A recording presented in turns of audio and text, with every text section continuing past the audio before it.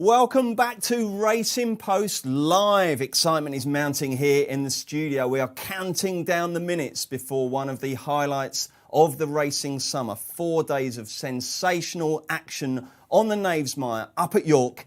It's the Ebor Festival. You've joined us at Racing Post Live for a fun, fast and furious presentation. 5 sensational races today. We've got all the best bets. We've got the canny Betfair Exchange plays. We're going to bring you all the action. We've got a top commentator to call them home and a top judge as well. Let me introduce the team. I'm Bruce Millington and I'm delighted to be joined in the studio by one of Sky Sports Racing's top operators and one of the top gantry men, Tony Ennis. Enzo, welcome back to Racing Post Live. Good to have you. Where does the York Ebor Festival rank in your list of favourite summer highlights? I think probably just below Goodwood and Ascot, to be fair, but probably ahead of Newmarket, I'd say. But it's a great week, isn't it? I mean, Goodwood and Ascot are just so good, but I think York is not far behind them. I mean, there's some great days. We were talking earlier about the old Benson Hedges Gold Cup as it was back in the day, back in the 80s and 90s. Great races, had some great winners down the years.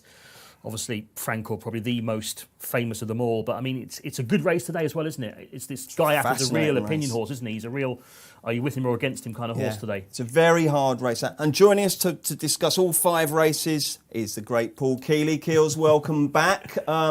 You come into the race, into the week full of hope that it's going to be a lucrative Well, one. I mean, talking about where you rank York, I mean, it's a meeting that I both love and dread. I mean, I went to it for years in the late 80s, early 90s, went for the whole meeting.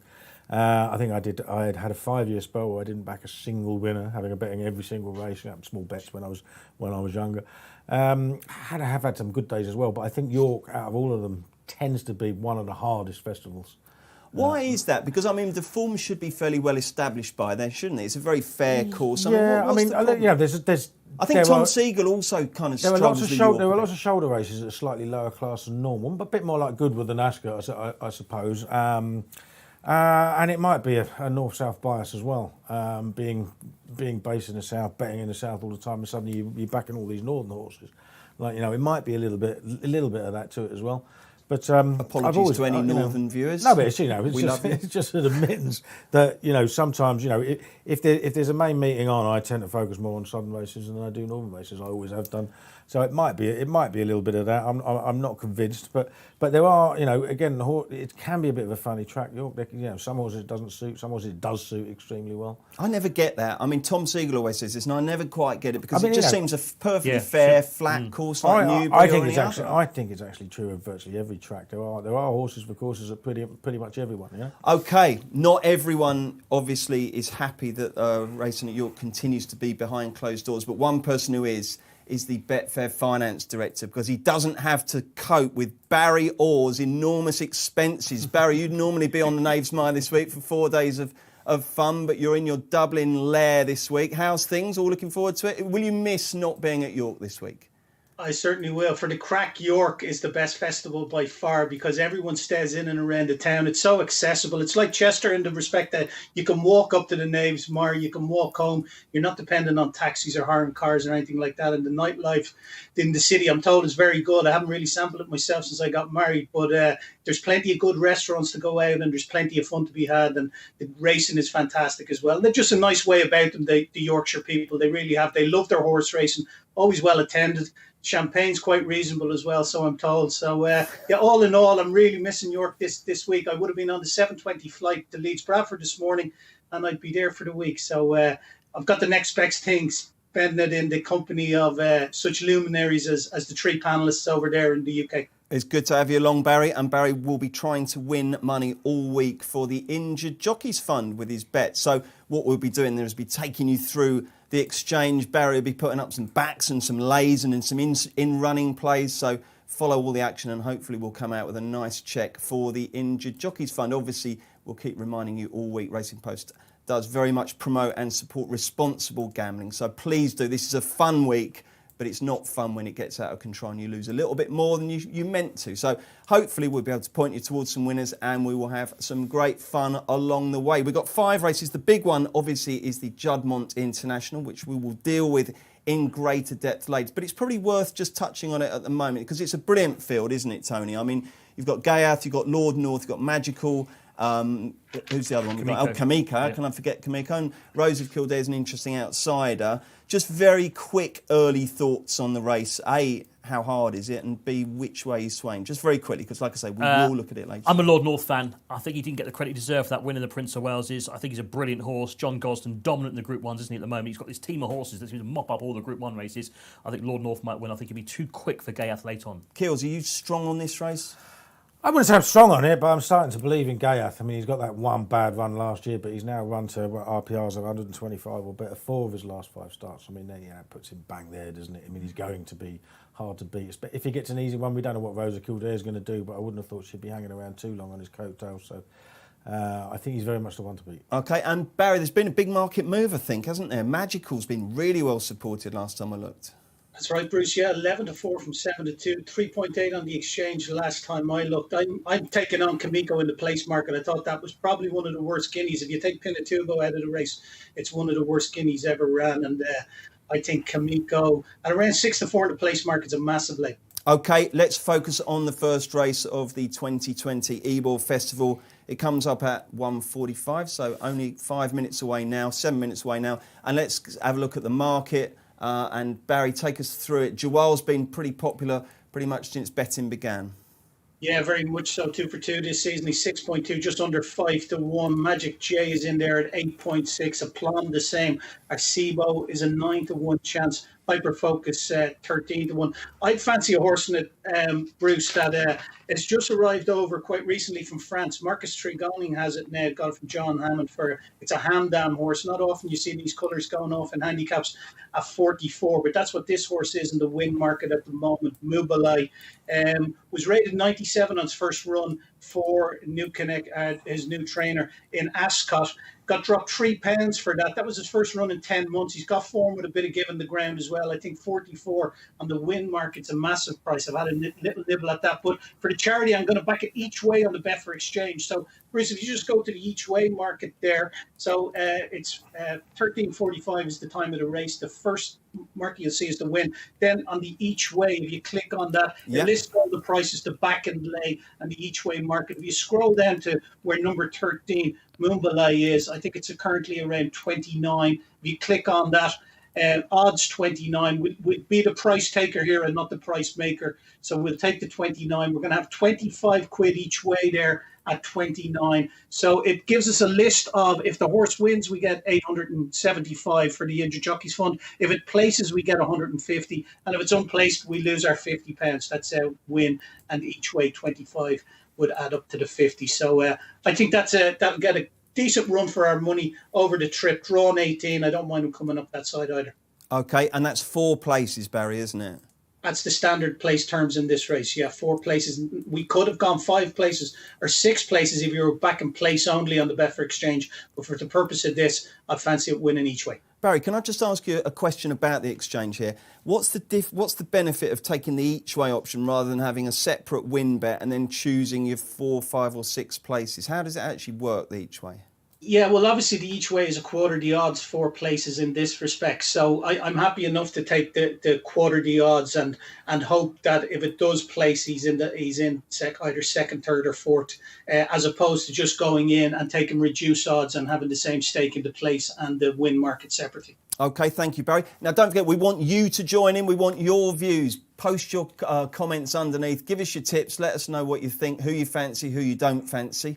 Let's get the views of the boys next, though. We know that Barry likes that outsider who's got one of the more unpronounceable names. What's it? Mubali, I think it is. Mubali. So if you were commentating, I'd call it Mubali. Do you practice, or how much do you study horses' pronunciations when you commentate? So, for instance, is it Kamiko or Kamiko?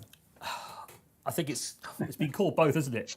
I've started to call it Kamiko, but often... Do you ever ring connections up and say, look, I've got this horse, I don't know how you pronounce it? But quite often, I would, if sometimes a... That was a no, wasn't it? A no. Like an Irish or a French, you can always have a look on a website and have a look at certain websites and pronounce things. And otherwise, I'd sometimes check what other commentators have called it. Like, Simon Holt was commentating on it when it ran at Ascot. I watched the video of that.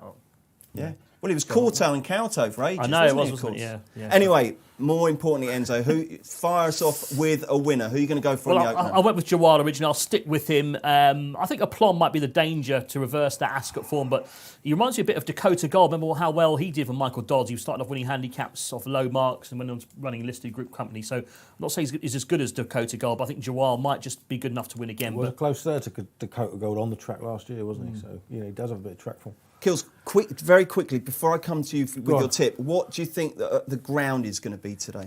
Because it's not raining at the moment, is it? They're calling it good to soft in places. Obviously had a bit of rain last night. I looked at the going stick. I just checked with the turf track. It does, their going stick rating of 6.7 does sort of tally with past. So I think we can say it'll just be just on the easy side of good. There's roughly 10 mil of rain forecast before tomorrow though, so it could be all changed then. But I don't think it's going to be too slow. Not many excuses. Okay, who you? I know you're going for. I've seen who you're tipping. Honestly, how loyal can you be to this horse? I've been in a bit of a quandary all year really with sticking with horses that then.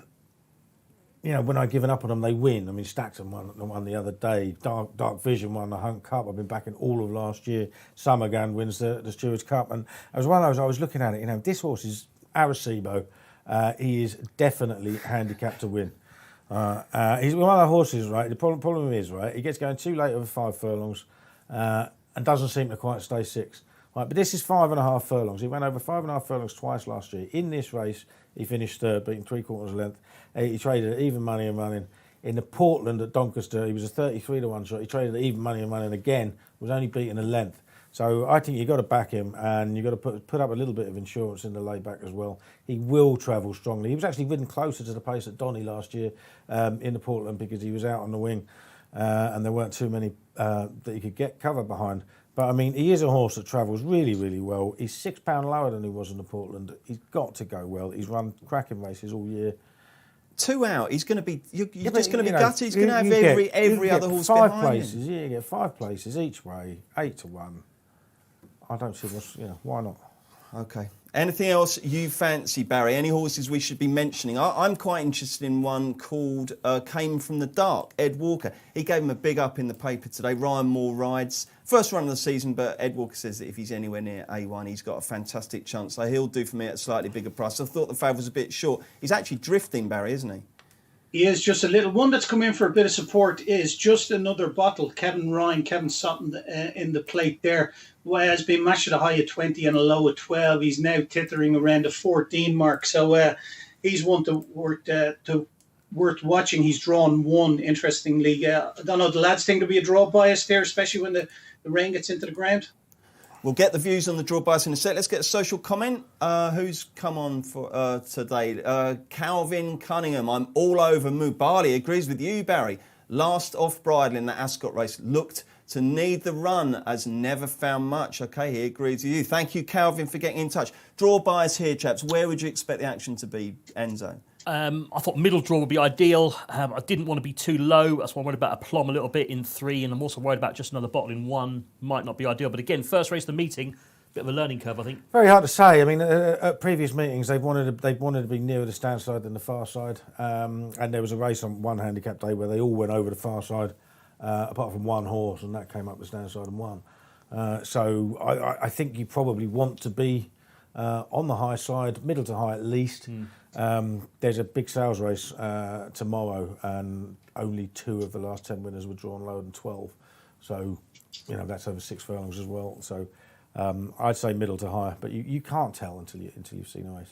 I mean, how often do you do this, Kills? Do you back a horse, placing a lot of emphasis on the draw, and then it just completely happens the other way? I quite often back both sides. I mean, you've got to have a look where the pace is. I mean, probably the fastest horse in the race is Stately Claim, out of stall 9, I think. But Magic J's interesting. If he goes positive again from 8, he could be up there. But I think they might ride him differently today, Bruce. They tried a positive ride at Ascot. Didn't work. Yeah, I mean, I had a good bet on him at Ascot, and he'd been held up at Sandown, hadn't he? Yeah. He'd come through with a run, and he looked really good. I called his debut at Yarmouth as a 2-year-old. I thought it was going to be a really good horse, Magic J. They were talking like a classic prospect, and here he is running in a handicap off this mark, so he could still be the best horse in the race. Breaking news, Barry. New favourite.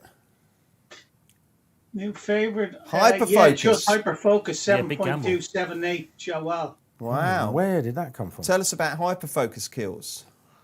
Well, I mean, he's just been around for ages. His full figure's 8080. He's got plenty of talent. He's down to a mark of 88, which is much, much lower than he has been before. But stable hit form, haven't they, recently? To me, yeah. And obviously, wouldn't mind a winner of York.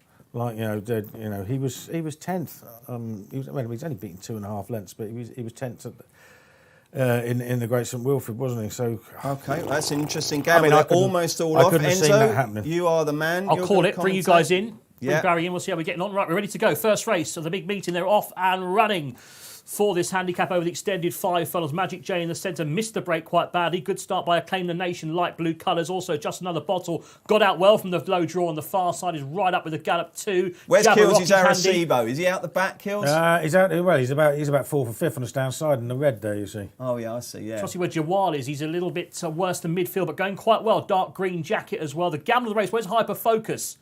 He's quite far back, I think, it's at this a huge stage. price. He's out to 17. Yeah. Barry, any more? Magic J seems to be favourite, Barry. I'm still countering, Yeah, but obviously just it hasn't been asked. Just Another Bottle favourite now. Or Magic J favourite just ahead of Just Another Bottle. But Magic J clear now at 3.4. He doesn't find no, but normally Here Magic J. Let's see what happens today. No, he's not going to get. Still Where's Acclaim the Arecibo? Nation in Is front. that coming? Here comes Arecibo's me. coming Come near on, side. Arecibo, put your head Acclaim the down. Nation's still there, though. Not doing it. He's hanging the fire Acclaim the Nation. Nation's Win still it. there. Acclaim the Nation's going to win it, isn't he? Somebody's Enzo? finishing this side. Claim the Nation in front late. Soldiers Minute's coming late. Acclaim the Nation's won it. Soldiers Minute got second, and it's close for third Is that the top place. one? Tarbouche third? Yeah, I think it was Tarbouche. Wow, Blue and Acclaim pink. the Nation. Eric Alston. Just got beat at Glorious Goodwood, didn't he, on the first day? Yeah, I mean, Just it's got one of tipped those. out. I mean, as I said, he's the pacehorse. He's been second in 3 of his last 4 starts and was 18 to 1. It was 40 to 1 earlier on today as well, so people have had a nibble at that as well, because I did see 40, so... Eric Alston knows how to get one. He does, doesn't he? Magic J again. I reckon he must have gone fairly short in the run. We'll find out from Barry, but he's become that sort of horse, isn't he, Magic J? Travelling and not finding. Barry, take us through the story of the in-running betting. Fast and Furious. The winner was matched at a high of 70 pre-race, would you believe? He's got a Betfair SP of 26. Magic J hit a low of 2.6 in running. Just Another Bottle hit a low as well of... Just let me see this graph update here. Yeah, Just Another Bottle hit a low of 7. So his run was short-lived. But yeah, Magic J 2.6. The winner a high of 70 beforehand, and a Betfair SP of 26.5. Wow. So stall 9, just middle to low. Middle, yeah. I would say middle of the pace, wasn't It it? was middle, wasn't it? What was second? That must have been fairly low. Soldiers Minute Minute. was drawn Minute. 2, and third was Tarbouche, drawn 19. So if you're William right, so, Darby, yeah. you'll be sticking 2 fingers up at those people. So there's a Straight draw. across, yeah. Arecibo was 4th. I got me each way money. Oh, well done. I take it all back. Yeah, he actually looked like he was hanging fire about half a furlong out, and then put his head down again. So He was a lot closer than he has been, wasn't he? I must probably- admit, I was getting the old humble pie in the microwave there, but he probably is a bit of a nutter, isn't he? He doesn't win very often, but he gets placed in these big field races quite a lot. and those punted horses, obviously Joel, no show from him, and also Hyperfocus. I never saw Hyperfocus, did you? It was just miles back. I mean, I didn't see the gamble happening and didn't even see him in the race, to be honest. No. Okay, so lessons from that, really. There's certainly no particular obvious draw bias at this stage. I'm just saying 18 to 1 the winner, 22 to 1 Soldiers Minute. Tarbouche third at 5th. He's a good old horse, Tarbouche, and he carrying top weight there. That's a good effort. And Kills' Arecibo was 4th. So probably 1-0 to the bookmakers, Certainly. I would say there. Enzo, anything else catch your eye from off the back? I was keeping an eye on the Plum, never really got into it. Thought Came from the Dark as well. Looked like he needed the run. Might be better next time with the run under his belt. Jabberwocky showed loads of speed from a high draw. Didn't quite get home. I think back to a 5 furlongs on faster ground would suit him. And Barry, what about your Hamden horse? How did he get on? Yeah, it just seemed to be outpaced early. He wasn't able to lie up with them, but he came home well, and there's definitely be a day in him for sure. Excellent stuff, jolly good. Kills, was that one that got away slightly, Acclaim the Nation, or are you quite happy to say, well, I could have had 8 goes, no winning? It was one of those. He looked came on my exposed, radar he when looked- I was looking to see, where all the pace was, and I thought, well, he is the quality pace because he's going to go really fast. But something always goes past him normally, doesn't it? Something Yeah, always and puts he's him in off. form. But I mean, he's a 7-year-old who just.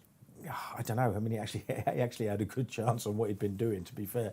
But no, I can't say that I considered backing him. He's won with a little bit of cut before as well, so that kind of tallies with what we're looking at. I mean, he didn't look remotely anywhere near bottomless or anything, did it? No. It was just it's all good, isn't it? Yeah, I think no excuses. We get an idea of the time at some point, won't we? So we'll find out. But I wouldn't imagine it was that slow. Excellent, jolly good. So we're off and running then in the 2020 Ebor Festival. If you manage to find a Claim the Nation, well played. If not, we've got plenty more chances to get our money back. It's going to be a really, really fantastic 4 days, this, isn't it? I mean, obviously today we've got the Juddmonte International, which is superb. Tomorrow we've got Love in the Yorkshire Oaks, which is going to be brilliant. And although, it looks like it's a penalty kick for her, there's actually, that field's not bad, is it? There's a few there who are quite interesting. I thought I'm concerned if they do get 10 mil, because she's not supposed to like soft ground at all, is she? They do get the thick end of what's forecast.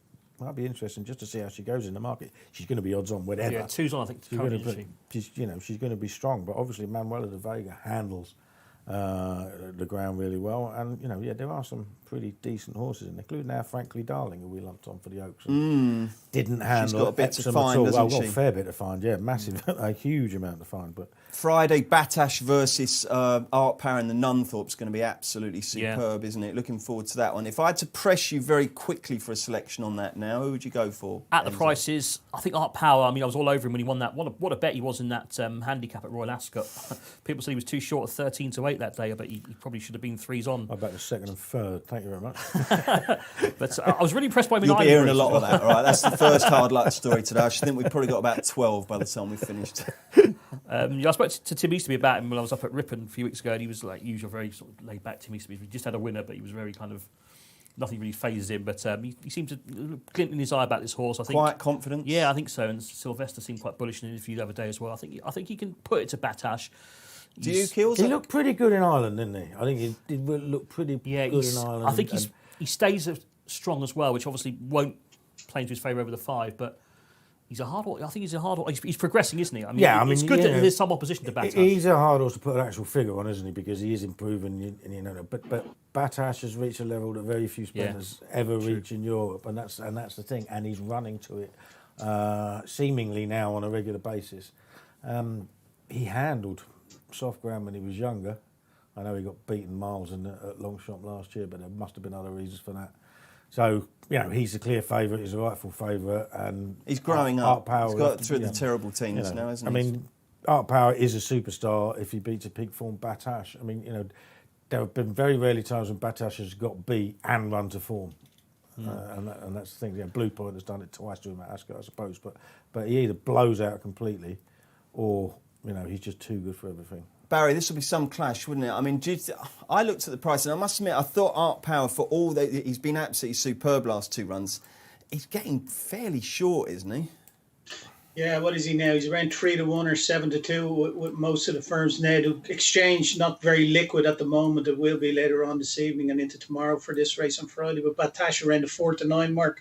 Ali in there as well. He seems to be coming to hand. He's a 7-1 chance. It's 25-1 bar those 3. I think I'll be taking on Batash again. I've taken him on every time he's ran nearly now. It paid off for me in the Arc last year, but this year it's been a fruitless exercise. But hopefully Art Power could do it for him. I was really impressed with Art Power, what he did in Ascot, and then he backed it up in Nice as well. They've really given him plenty of time between that run in Nice, and this has been the main aim for the horse, I'm sure, all season. They've worked back from this race, and I think their patience may be paid off. Oh, interesting. I'll tell you what though, Barry, when you keep opposing these superstar horses or any sportsman and they keep winning, you can't really join in the love, can you? I used to find with Tiger Woods earlier on, I'd always be opposing him and he kept winning and I could never really sort of buy into his greatness. And then when you back him and he wins, you realise just what a sensation he is. So, Batash, you're definitely going to try again and get him beat again, are you? I think I've had a chance of getting them beat. Probably the best chance this season of getting them beat on Friday, yeah. Okie dokie. First race, the story of the clock there. I think 6/10 outside standing. 6/10 outside second, but the wind is behind by all accounts. So I would say the going's about right. He's good with a bit of ease. It is now raining again, apparently. So, wow. So we shall have to see what happens. Okay, interesting. It's lucky it's not taking place in London. It's absolutely chucking it down there, isn't it? It'd be heavy. Okay, Enzo, let's move on to the 2:15 then, which is the ACOM Stakes. It's 7 furlongs, and I mean, this is a race when you think back to the 80s where it would throw up some really decent horses. Probably hasn't quite been the case in recent years, has it? I think I was reading Graham Rodway's preview. I think it actually threw up a Ledger winner in Rule of Law, I think about 15 years ago. What would that have been, about 20? Yeah. Yeah, early. Kerry McAvoy, wasn't it? It was, yeah. 20 years ago. But it hasn't necessarily been, a race that's gone on to prove itself one of the most important 2-year-old races. It might do this time. We've got some decent 2-year-olds here, haven't we? Cloudbridge, obviously the one that the market likes. Is that the one you like as well, Enzo? I've gone against him purely by price, Bruce, to be honest. I was looking last night, what was he, 7-4, that sort of price. I know he won well, didn't he, at Leicester? He looked quite good that day. But again, you got several others with similar profiles, really. I thought Royal Scimitar was quite a big price. Yes, I think he was put forward by one of the tipsters, wasn't he, last night? So his price came in a bit. I still like him, Royal Scimitar. I liked his Newbury win.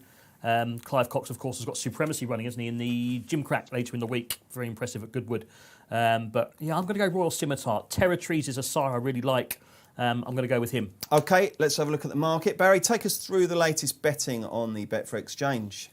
Yeah, Cloudbridge 2.54, just a little over 6-4 at the moment. Has been matched at above 2-1, about 21-10 on the Betfair Exchange. Royal Scimitar has been hovering around the 5.8, 6.2 now. And that's kind of been his mark since yesterday evening. 6.8, Darvel, Gear Up, 10.5, 11.5, Praise Shadows. If you want to do the bet now, for me, Bruce, it's quite simple. I'm back in Royal Scimitar. I thought that run in Newbury, he looked really, really exciting prospect that day. And the form of it's worked out okay since. Line of Departure, who incidentally runs in the nursery and the concluding race on today's card, he's won twice since. The fourth's won and the fifth's won since as well. So it was well up to scratch, that novice event in Newbury that Royal Scimitar won. I like the way he went about his business. Cloudbridge, Ryan Moore rode him in that novice in Leicester, and once the penny dropped, he absolutely slooshed in. But different ground today. Obviously, I thought it was a little bit more given the ground than the time suggested after the first race. But I think Royal Scimitar will take a bit of beating. I'll be opposing the favourite just at the price, really. So if you just go Royal Scimitar around the 6.2 mark, we'll have our 50 quid win on him for the Injured Jockeys Fund. 50 quid. You're not tempted to go with a little sneak each way with the 8 runners, Barry, no? No, not this time round. OK, jolly good. Keels, the favourite Cloudbridge, you with or against? Yeah, I mean, to be honest, I haven't been a great fan of backing favourites in these 2-year-old races because, they've all had rushed campaigns, haven't they? And you end up, we've had some horses improve dramatically very quickly. I mean, this year in group races in Britain and Ireland, we've had 133 with a 266s and one at 150 at Ascot. But having said that, I thought Cloudbridge looked really, really good at Leicester when he won by a decent margin. The third came out and bolted up at Haydock, having been well back. River Alwen won at Haydock. I think that form is miles better than anything else has shown so far. They all, everything's going to need to take a leap to run up to the standard of a normal ACOM winner, but I think Cloudbridge is the one most likely to do so. If I was going to have an each way bet, it'd be Praise of Shadows, who I thought shaped very well when winning at Chester. But I think Cloudbridge is probably a worthy favourite. Not that bad a race, by the way. Phoenix of Spain won the Irish Guineas. Yeah, no, fair enough. I'm just thinking back to, I've got a feeling the original Garitas would have won this way back in the day, and various others. So just Keels, looking at 2-year-olds in general, as you say, obviously none of them ran until June. It's been very different. Have you found it difficult assessing and betting on 2-year-olds this year? Has it been a different challenge? Yeah, I think it's been pretty hard. I mean, like you say, we had that Nando Parado won at 151 at Royal Ascot, had just run once. Trainer thought it was good enough to run at Royal Ascot. I mean, and he'd won the Coventry before, hadn't he? But the horse still went up at 150 to 1 because he didn't show what he'd been showing at home on his first start. And then he came out and did that. And we've had, like I said, we've had 266, one in the Railway Stakes in Ireland. Horses are improving in massive leaps very quickly, and any of these could do so. Yeah, it does make it slightly different, doesn't it? Because I guess at this, I suppose, 2 months into the season, or 2.5 months into the season, that kind of weirdness of them not having run before June is kind of washing through a little bit. Yeah. But we still don't know as much about most of these runners as we normally would do we, Enzo? No, because Ascot came so quick as well, didn't it? I mean, you had Royal Ascot, 2 weeks into the season? Some of them hadn't even run before. I think the race on Sunday will tell us a bit more about the juveniles. The Morney, they're going to have a lot of Royal Ascot winners in that. On the Campanelli's in it, Dandalla's in it, the good horse of Carl Burke's as well, and I think the other 2 Royal Ascot winners are in it as well. Who's the best 2-year-old you've seen so far? Battleground, maybe the Aidan O'Brien horse that won at Goodwood. Thing that hacked up in Ireland the other day, I can't remember the name of it. Jesse Harrington thing. Jesse Harrington. Rocky de Vega. That's it. Lucky Vega. Yeah, that was very good. Yeah. Was I very thought good. Master of Seas, the superlative winner, he looked a really good horse. Yeah, The race he did. working out as well. Yeah. Be interested to know whether, like, next year's Guineas contenders have run yet, or whether the reps are still yet to come off them. But going back to this race, Cloudbridge very solid now, 2.46, and Royal Scimitar as well, coming to 5.7. I guess that means Darvel has been a bit of a drifter, Barry. Yeah, out to 7, Darval had been, this morning was about 11-2 chance, out to 6-1. Cloudbridge, though, probably the best backed favourite of the day so far. 300 grand match in the race, 182 of it is on him so far pre-race. So that tells its own story. Royal Scimitar going in the right direction for myself and Enzo, though, has been as big, obviously, as around the 6. What was he? Yeah, around the 6 mark. He's now 5.6. So he's coming in for decent support. And forget about the rest. Small few quid for gear up, actually. Sylvester Sousa, one of Mark Johnson's, his only entry in the race, interestingly, and he's an absolute monster pack of 2-year-olds. But this is the sole representative for him, and that's come in for a little bit of support, 10.5 now. I went for Darvel because I thought he improved markedly on his debut and run really well, but he's not particularly popular in the market.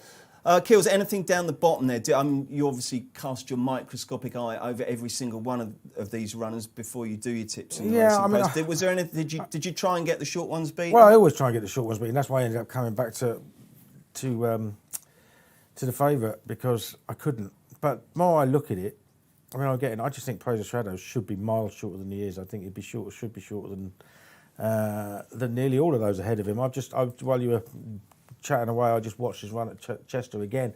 I think Nick Morden years ago in the Weekender did a feature on horses making their 2-year-olds making their debuts round a bend against horses with experience, and it was one of these ridiculous things. He comes up, very, very rare do they win, and this horse absolutely bolted up against horses with loads of experience.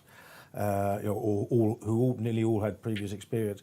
I think it was a good run, and yeah, he does look fairly decent. So I'm having a little each way on Praise of Shadows. Okay, Morden was some tipster, wasn't he? The most extraordinary man.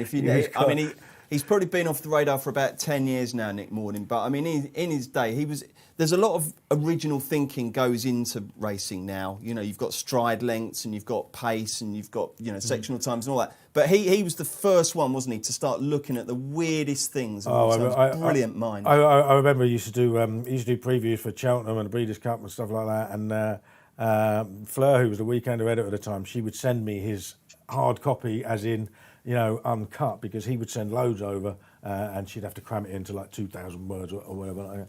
And he once sent over 5,000 words on the Arkle, on the race which had an even money favourite. He's absolutely extraordinary. A real talent. Did you remember Nick Morden? Yeah, I did. I did read some of his stuff years ago, yeah. I think he's done a book, which James Pyman is one of the Racing Post's real good original thinkers. I think he said that was basically the thing that got him into racing. Absolutely superb. Any market moves, Barry? What's the latest? Yeah, the favourite's still coming in for that support, 2.48 now, so just a couple of ticks under 6-4. Royal Scimitar the same, is under the 5-1 mark. He's 5.8. Darvel relatively friendless. Gear Up is hard, and just a fraction into 9-1 now, having been 10-1 just a couple of minutes ago. So there's the favourite's very, very strong at the head of the market. Okay, I think we've got a viewer comment. Let's see what we've got, and it is from Andre Raubenheimer. Cloudbridge wins easy. I love it when people see it like that, nice and clear. It's so simple, isn't it? And when they do, you just think you've got the game cracked, don't you? We've got some tipsters at the Racing Post. I'd say Richard Birch is one of those guys who just sees it really clearly, isn't he? Doesn't complicate things. If he fancies one, he just, this is why. Do you know what I mean? Yeah. And you get others. We talked about James Palmer before. James Palmer can fancy 15 horses in a race. He can start the within day an hour of fancying it. one and talk himself out of it by the end of the day, and will probably be looking to lay it. because you get so far into it, like, you know, paralysis by analysis, whatever you call it. Like, you know. Barry, as a punter, are you a keep it simple merchant, or do you ever kind of think to yourself, do you know what, I got off that favourite, I overcomplicated that? I'm always looking to get the favourites beat, so I'm looking for reasons why I'm going to get them beat at a particular price, and I'll work back from that then in terms of making cases for other horses in the race. And it depends on the makeup of the race as well. Like in a race like this, it's hard to have a strong opinion where any one of them can take a massive step forward. Like the lad said, we've seen it in some of the 2-year-old races already. Like in the Railway Stakes in Ireland, Law of Indices, a 66-1 chance, 101 winner in Ascot. These 2-year-olds can just take massive steps forward, such as the Lay of the Land this year with the way we've had the truncated season, and we haven't seen them since June, or we only saw the first sighting of them in June. Okay, excellent. Another viewer got in touch. Let's see what we've got. And it's Barry Arthurs. Paul Kealy is a god. Love listening to him. You're absolutely right, Barry. He you can't have been listening to me for the last 2 months because I couldn't tip myself out of bed. Yeah, lately. but your reputation, you've established your reputation as a great judge. I'm going to tell you a little story once. I was sitting in my office and these 2 carpenters came in to fit a new door, hang a new office door. And one of them looked round and he goes, "Oh my God," he goes, "that's my hero over there." I said, "What? Who?" It's Paul Kealy. I said, "He's your hero." I said, "Christ, what sort of life have you got?" He goes, "Do you think he'd have a picture taken with me?" I said, "Of course he will." Do you remember it, Kills? I did. Those 2 chippies came over, didn't they, and had a picture taken with you. Yeah, he's a lovely bloke. He was. It feels very strange when that sort of thing happens because it don't happen very often. Well, you get it when you go racing, don't you? Yeah, a little bit when you go racing. Like, you know what I mean? They do. I've witnessed it, Bruce, at race meetings. I've witnessed it. They gather around him like a fly around you know what, and they're fucking all looking to buy him drink. Excellent. And he loves it. I know. What happened to the office door? The new one had to be hung. Oh, no, there's no story there, unfortunately. There isn't. It did get kicked a couple of times by colleagues on their way out, but that wasn't one. That wasn't. I think it was more a health and safety thing. It was quite a boring reason for that. Enzo, when you approach a race like this, is your initial thought, I want to get the favourite beaten here, or are you just going to give them all an equal chance and just play the market? I try and look at the favourite first in these races and sort of do a list of positives and negatives. And when I looked at Cloudbridge, it was like positive that he was quite a big price, actually, wasn't he, at Leicester? I think Soft Whisper was in the race, was favourite. The other Godolphin one, I think it was Saibin Sarua's horse. And I think Ryan Moore rode Cloudbridge, which was unusual for a Charlie Appleby horse. But he did. I watched that Leicester race again this morning. He did win. He was strong at the line, and I thought, yeah, that's good form. But then I came back to Royal Scimitar, I just thought, at the prices, you know, one was 6-4, one was 6-1. I didn't think there was that much between them. I thought Cloudbridge should have been favourite, but I thought 6-4 was short enough, and he's got to go and do it again, isn't he, on different ground? And he's even shorter now, of Yeah. course. He's coming to 2.4. He's really, really popular, honestly. Is it still raining at York, Kills? Don't know. Okay, fair enough. Don't know. Right. Oh, it is, apparently. We're hearing it's still chucking it down. Yeah, that's a shame. Well, I mean, at least there aren't race cars there. I've been at York and it absolutely bolted down. I was actually up there once for a Tom Jones concert. I wasn't there, but I got invited with Mrs. Millington and we went along. And it was a Friday night, absolutely mobbed. You know, one of those music nights where, you know, if you'd asked anyone who their favourite soft ground sire is, they wouldn't have known what you were saying. And it was so bad, there was so much thunder and lightning that Tom Jones's helicopter couldn't take off and they cancelled.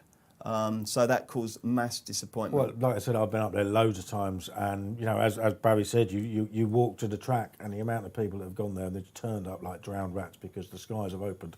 When you've hit the end of the straight, and you've got to walk up the whole straight to get to the track, you know, and then actually you're an absolute mess by the end of it. But I'd say, wouldn't you, Barry, that on a sunny day, York is pretty much heaven on earth, isn't it? It's a fantastic spot. It's a great race course, and it's great to be a racing fan there because everything it congregates around the parade ring, all the bars, and then down towards the end of the stand and to the furlong marker, and that it's just really well laid out race course. It's a really well kept race course. It would be a pleasure to bring anyone racing there for the first time, you know, especially to the Ebor meeting. And I think you'd win a race fan straight away if you brought someone there who was their first experience of a race course in the UK. Well, same question to you there, Enzo. Are you taking someone, I don't know, your wife's friend from overseas is coming over and she wants to go racing for the first time. Where do you take her to show her how magnificent this sport is? Probably Ascot on a big day, I'll have to say. Maybe one of the Saturdays or something. rather than the Royal Meeting. But yeah, I think probably Ascot. What about? I just think. Is that a southern bias there? Yeah, it probably is actually. Doncaster's very good as well. Doncaster's a good track to go racing at. Yeah, it is. Take a big crowd. Yeah, but I mean, atmosphere. surely if you just want to blow someone's mind with just how stunningly beautiful it is, Goodwood, you've then, got I to go suppose. to Goodwood, Yeah, haven't you? yeah. I For mean, the only beauty, thing yeah. with Goodwood is it's only got 2 types of weather. It's like Mark Johnson, either win or get told of. Goodwood is either absolutely boiling hot or it's chucking it down. You can't see a thing. But I mean, it's an amazing spot. I mean, they isn't are, you know, they're all great tracks, aren't they? Ascot, Goodwood, York. And the one thing is, you know, it is dress code a little bit stricter than everywhere Yeah. else. Like, you've got to wear a tie, got to wear a jacket. But for an evening, what Sandown for an evening would be a good night, wouldn't it? Sandown's Sandown beautiful. would It's be got a brilliant for great an evening. view. It's a It's nice, absolutely relaxed superb. dress Yeah. code as well. It's quite funny. I saw someone tweet the other day saying, "I'm so upset. I'm not on the nose more. I'm thinking of cranking up the heat into 30 degrees and telling my wife to tell me off if I even dare to think about taking my jacket off." Yeah, you know what I mean. I know. And that's the problem with some of these tracks. That No, I think they've changed it. I think if it gets to 32 degrees, you're allowed to undo your top button very slightly, but you've still got to keep your top hat on. I tell you what, do you remember that, Barry? When we did this show during Royal Ascot, Barry sat there and it was absolutely boiling during Royal Ascot, and he sat there with his top hat on in his house all the time. Did you deliberately suffer? It was an incredible effort. It really was. It was. Things I do for my art. Huh? I know. A Cloudbridge, Barry, continues to be really, really popular, doesn't Yeah, it? just hit 5-4 for a moment there, out to 11.8 again, 2.36, but hit a low at 2.24 on the exchange. Rod Scimitar still strong at 5.8. Darvel relatively weak, 7.4, which is 13-2, and it's 10-1 bar. But yeah, like I said, best backed horse, best backed favourite of the day so far. Magical probably the best backed horse for money, but obviously not favoured in that race. Absolutely. Enzo, give me a line on Clive Cox, who trains Royal Scimitar. He's just got this growing reputation now, hasn't he, as a proper handler of juveniles and fast horses. Yeah, he's got Supremacy, runs later in the week, brilliant at Goodwood as well. I mean, he had Golden Hall obviously last year, big race winner this year, the Commonwealth Cup. He's a very good trainer, as you say, I think of all types of horses, but he seems to specialise with these 2-year-olds. This particular owner, of course, is the same gentleman who owns Golden Horde, so I think this Royal Scimitar could take the beating here, but as you say, yeah, he's becoming a bit of a 2-year-old specialist, isn't he, Clive? Yeah, he absolutely is. Do you rate him, Kills? Oh, yeah, definitely. That Supremacy was another one that I didn't really see happening at Goodwood, but on Racing Post ratings, he improved £21. I was at Windsor when he won. He looked good at Windsor, but obviously with the form didn't. Yeah, stack up. it looked like a Mickey Mouse race at Windsor. Yeah, but and he got the near a side lot of rails, horses didn't he? go on from, a lot of 2-year-olds go on from Windsor and do well. You know, and yeah, but he improved £21 in one run according to Racing Post ratings. That's the sort of jumps they can make. Now, any of these do this and others don't, then they could all be a threat. Lads, this thing's heading Favourite towards short, odds isn't it? on. What's going on? Is it? He's 11% on the He fixed wore odds. the He's hood on the actually- way to the start as well. I just noticed a lot of horses these days wearing this hood on the way to the start. The red hood. Yeah, the red hood. Yeah. So he had that on the way to the When did start. that become a thing? That's the latest must-have, You isn't see it? so many horses in it these days. So if you're not sure what that is, it's the red hood that they wear on the way down to keep them quiet, and then and it's red to denote to the stall handlers that it needs to be whipped off before the start. But it's become very popular, that, hasn't it? Yeah, a lot of trainers using it now. John Gosden uses it a lot. Charlie Appleby even more so as well now. Can be noisy, a lot of parade rings, can't they? You go somewhere like, you know, Chester, Ascot. You shouldn't need it here, though. Should just no one there. Well, no, you wouldn't think so. You wouldn't think so, but maybe it's just something they do when they walk him out of the stables and take him for a gallop. Barry, what's going on with Cloudbridge? Because he got down to 2.02 a second ago. Yeah, 11-10 now, just really strong, I suppose. The only one they're betting against him is Royal Scimitar, but he's a 5-1 chance now. Darvel, you wouldn't back him with bad money, he's 9.8, so he's a 9-1 chance now at the moment. Gear up steady at the 9-1 mark, and Praise of Shadows is out to 14-1, it's 30-1 bar down. The favourite's heading towards even money. You'd probably have a Betfair SP of around 11-10. I must admit, I actually would back Darvel because I love them when they drift. The only thing is I haven't actually seen whether he's misbehaved or anything, but he's in the stalls Looks now, fine. perfectly calm, isn't he? So we'll see. They're almost all in them for the 2.15, the Tattersalls ACOM Stakes. Over 7 furlongs of Group 3. Take it away, Enzo.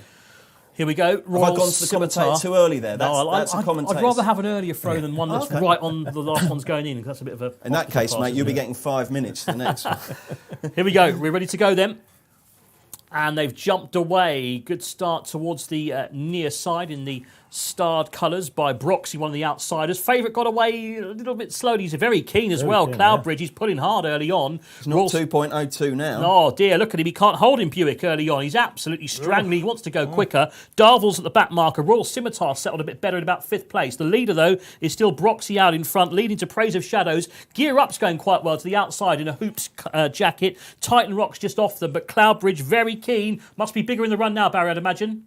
Yeah, he had a high of 5, would you believe, Enzo? He's 7-2 now in running. It's all over the place, this market, really. It's 4 to field now in running. Royal Scimitar and Cloudbridge, 4 each 2. He's getting into it, Cloudbridge. He's making ground, but will those early exertions take their toll? If he wins this after pulling like that, he's an absolute superstar, isn't he? He's in trouble, Bruce, I think, isn't he? Looking at Darvel's right out the back as well. And I tell you what, this could be a topsy-turvy on this, couldn't it? Yeah, it's the maiden Spycatcher, light blue colours. He's cruising, isn't he? Here comes Gear Up. Here's the Scimitar now coming as well. Kirby is getting a roll out. Spycatcher's hit the front. A maiden, 4th, I think, in a red car maiden first time's in front. Gear Up's going after him. He's got it, and Spycatcher's won this, hasn't he? Oh, Gear Up's coming. Gear Up's Up, Johnston.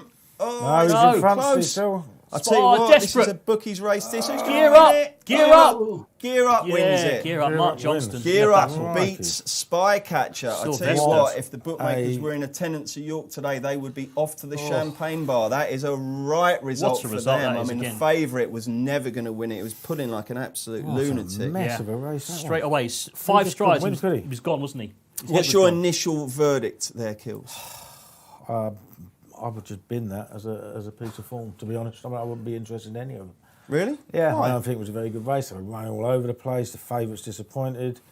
You'd have made leading another Spycatcher disappointing, so long. confusing juvenile race.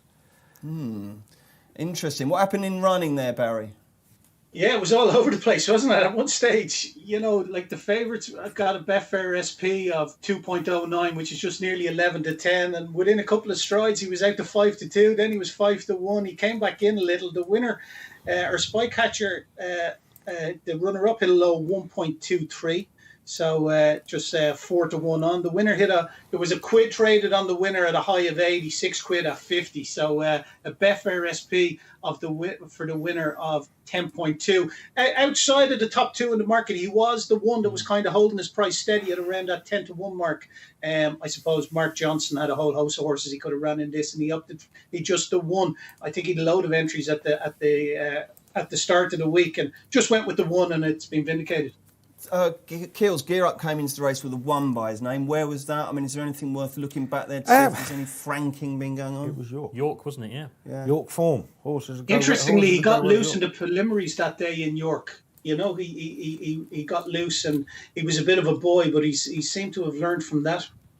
9-1 Gear Up, 20-1 Spycatcher, and 28-1 Broxy. Extraordinary scenes there. So I think the bookies definitely got the best of that one. It's one about racing, isn't it? You can have the best horse in the race, all the money for Cloudbridge, but if you don't settle, if you run like that with a choke out, the chance is gone, isn't it? Straight away. Yeah, I mean, There's nothing about his debut that suggested he would do something. He didn't do that last. He settled beautifully, and that was his debut. He'd had a run. So what's happened? I mean, it's just boiled over. At the start? I mean, I know he had the hood onto the start, didn't he? Was he a bit sweaty? I couldn't really see if he was. I think he was. He was certainly sweaty once he got going. Lost that race beforehand. But yeah, the money was suggesting that when you see a horse sweat up in the prelims, they drift normally, don't they, on the exchange? Yeah. But there was only one thing, he was being backed heavily. That was really, really strange, that performance, wasn't it? Because, I mean, I don't know about you, Kills, but I always I try and make a note of horses that don't settle in running, because it's almost impossible to win, isn't it? Don't you think? It's so unusual. It's very difficult. It's very difficult. I mean, it depends on how hard. I mean, some of Nicky Henderson's over jumps. Some of his best horses have been non-settlers who just seem to carry on finding more and more, don't they? But when you're running fast and you're still fighting for your head, like in these flat races, I don't think it's any good to you at all. Mike Bite was one, wasn't he, that used to just go off like a lunatic? Just go off just tug like mad. I mean, obviously, my tent or yours used to tug like crazy, and he won plenty of decent races. But if you're Buick there, do you have the option to just say, look, I'm going to have to surrender this fight and let him go? I think a lot of times we've always, many times we'll argue that, why don't you just let them go if they want to go that fast? But when a horse is really pulling, he wants to go as fast as he can, and that ain't going to do him any good anyway. If you let him go, he'd have probably got to the front and he would have stopped, wouldn't he? Yeah. But the only thing is, if you do let them go, they might settle.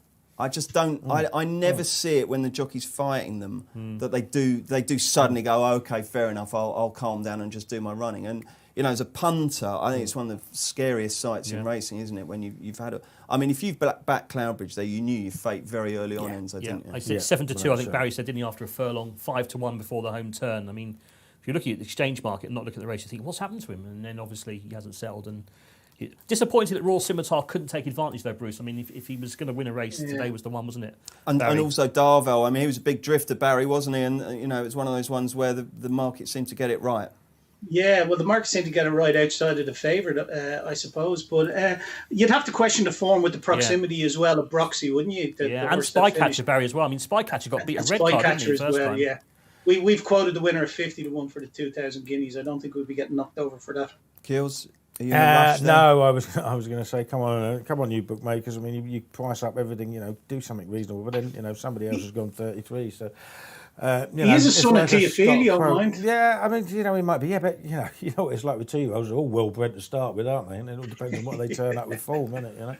Yeah, absolutely. I suppose the only thing is it is Mark Johnson, and he does do it his way, doesn't he? So he might be able to coax a bit more. Yeah, he could be winning the guineas on his 14th start in May, couldn't he? This is the thing, isn't it? But as you say, I mean, Broxy, that was his 5th run. His form figures were 7-3-1-1. So, the fact that he's managed to make the frame would make you think potentially that this year's ACOM isn't going to be one that's going to turn up a champ. What do you do at Cloudbridge now? Would you headgear? I don't know. Would you... Well, it's hard out. I mean, you say a hood is the pacifier, isn't it? But you wouldn't put any other headgear on it. I mean, it might light him up even more. I mean, it's a strange one. Something might have been bothering him. You just don't know, do you? Yeah. He's an American bred. He's dirt bred, isn't he? Hard spun, and the ground was firm in Leicester as well. So I don't know whether he might want it a little bit better going than that as well. But he pulled way too hard to. It looks like he wants to race on the dirt, doesn't he? I think dirt racing would suit him, wouldn't he? Maybe he might ship off to America. Let him go.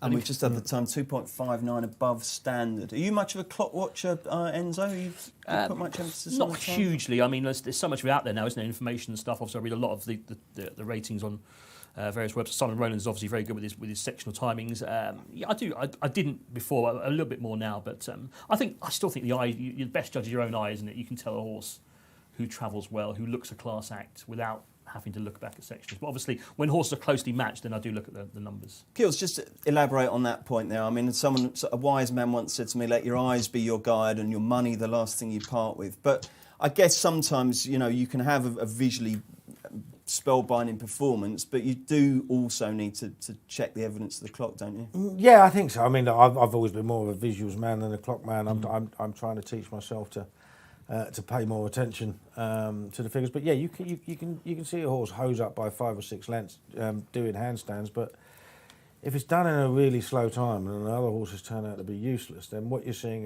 is a good winner of a bad race, and it might have impressed you, but he hasn't actually beaten anything. So if you get a bit of balance to it. If you find out what they've done on the clock as well, you can tell whether it's actually a worthwhile piece of form or not, I think. But what does 2.59 seconds above standard tell you about that race? Well, to me, it doesn't tell me very much because I think they were all very keen early. But some of them were extremely keen. I don't think they went particularly fast.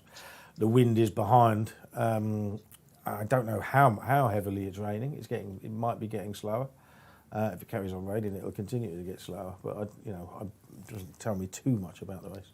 Barry, as a punter, do you place a lot of store on times, or do you tend to rely on the evidence of your eyes? Yeah, I think it's a healthy mixture of both, really. When it comes to times, obviously you have to defer to the experts and go look for them, like the time form and that. And it's how you interpret that then as well, I suppose. And probably the best people who are the people best at interpreting the likes of Simon's Rowland that Enzo has alluded to there. So, yeah, I defer to the experts in that, but I'm a firm believer in my own eyes as well, and I've only myself to blame when I get it wrong. Barry, do you find that obviously, times and particularly sectional times are becoming a much, much bigger influence in how experts are viewing racing? Is that influencing the market more as well? Do you find that there's almost like a cabal of punters where if there is a horse that's been really, impressive as far as sectionals go, it will be getting a lot more support than it might have done before when fewer people were paying so much attention to that? I don't know whether I'd call them a cabal. You make it sound like there's some sort of outliers, these people who put faith in times. But yeah, there is a cohort, definitely on social media, that put a lot of faith in times, and they do have a lot of followers as well that, when they're interpreting certain sectionals, can sway the price of a horse. But it's all part of a holistic view, isn't it? You have to take everything into account, not just one not just one part of being the time, although it is significant. Absolutely. Keels, let me give you a list of factors and tell me where they figure in terms of importance. Draw, ground, jockey. Yeah, draw, ground, jockey. Which would be the most important of those? Ground, draw, jockey. Yeah? Yeah, for me, yeah. I mean, in terms of jockey, are you that fussed? Do you tend to knock back horses because A's riding rather than B? No, I'd never do that. I mean, you have a few in your head, you think, oh, God, do it really? But I mean, I'm not a massive for a negative on jockeys, no. But does that mean you're not positive on certain jockeys as well? There was some I would be massively positive about. But I mean, you're talking about professional sportsmen. They can all do a reasonable job. Do you have a pet jockey though that you think, do you know what, I really like him or her? I'm a massive fan of Holly Doyle and Tom Marquand. But the two of them, I think they're both exceptional. Enzo, favourite jockeys? David Probert, I think, massively underrated. Should have a big job. He rode a treble when I was at Lingfield last week. He was absolutely brilliant. I thought his ride on Calcutta Cup at Chester the other day when he went up the inside. You put that up, didn't you, Kills? He schooled Tom Marquand in that race because Tom Marquand was on the favourite for Johnston going wide, and Probert just went up inside cutaway. 1 by 3 lengths. He was just such but he's very understated. Well. He's very quiet. You don't hear anything. That's the key, isn't it? To get an underrated jockey. Yeah. I always thought Kingscote was, but I think kind of everyone's realised that about how good Kingscote is. I think Probert's kind of he's getting out of that sort of underrated bracket now. Yeah. People realise how good he is. Yeah. And Barry, who's your favourite jockey? Who's the one that perhaps not everyone else has latched onto as much as you have? Well, my favourite jockey is Ryan Moore by some way. I love the way he rides. I love it. I think he's a great jockey, and like a lot of those top jockeys, they get better with age. I remember seeing it with the likes of Mick Cannan and Christy Roach back in the day. The older they got, the more experience they got, and the more comfortable they felt within themselves, and the better rides they give horses a lot. I suppose Ben Curtis is one for me. He shared the jockey's apprenticeship over here in Ireland with Joseph O'Brien and the guy that's riding for Mick Halford now back in the day. And he's kind of made his way this year in England. He's shown how good he is. He's got a lot of good contacts over there now. And yeah, he's a real top jockey. And he's one that I'm never fearful when I have a few quid on him. Sometimes you back the apprentices, and it's an old saying, you back a £7 claimer, you get a £7 claimer's ride. They're only learning their way a lot. And I think there's unrealistic expectations put on those claimers sometimes when they start riding a couple of winners, and probably to their detriment in the long run. Okay, thank you, Barry. Let's move on to our next race, the third race on the card. It's the 2:45. It's a 1.5 mile Group 2. It is the Sky Bet Great Voltage Stakes. Should be some St Ledger clues on offer. Let's have a look at the market first. And Mogul, as expected, is at the top there at 3.1. That basically tells me, Barry, that he's been pretty solid all day, hanging around that sort of mark, hasn't he? Yeah, that's been his price, Bruce. 3.1. He hasn't faltered from that. Darrain was 5.7 earlier. He's 5.8 now. Roberto Escobar 7, and it's 10-1 each of two. Highland Chief, Berkshire Rocco. It's a really interesting race, isn't it? I suppose Darrain, they're stepping him into this. He's rated, I think he's rated 96. Like Lord North won the Cambridgeshire off 98 last year. I don't know whether Mr. Godson's missing a trick here with this one, but he's stepping him into this company nice and early as well after winning his maiden and carrying his penalty then in a novice event. But he's going to have to go, I think, to beat Mogul. Just the only thing I don't like about Mogul, and many times Aidan O'Brien, have you heard him say, it's taken 3 runs to get a horse fit? He must be a really big, gross horse, this, if it's taken Aidan O'Brien that long to get him fit. His window last day was quite impressive. He kept pulling it out, and I think York will suit him in that he'd get himself plenty of time to get himself organised up the straight.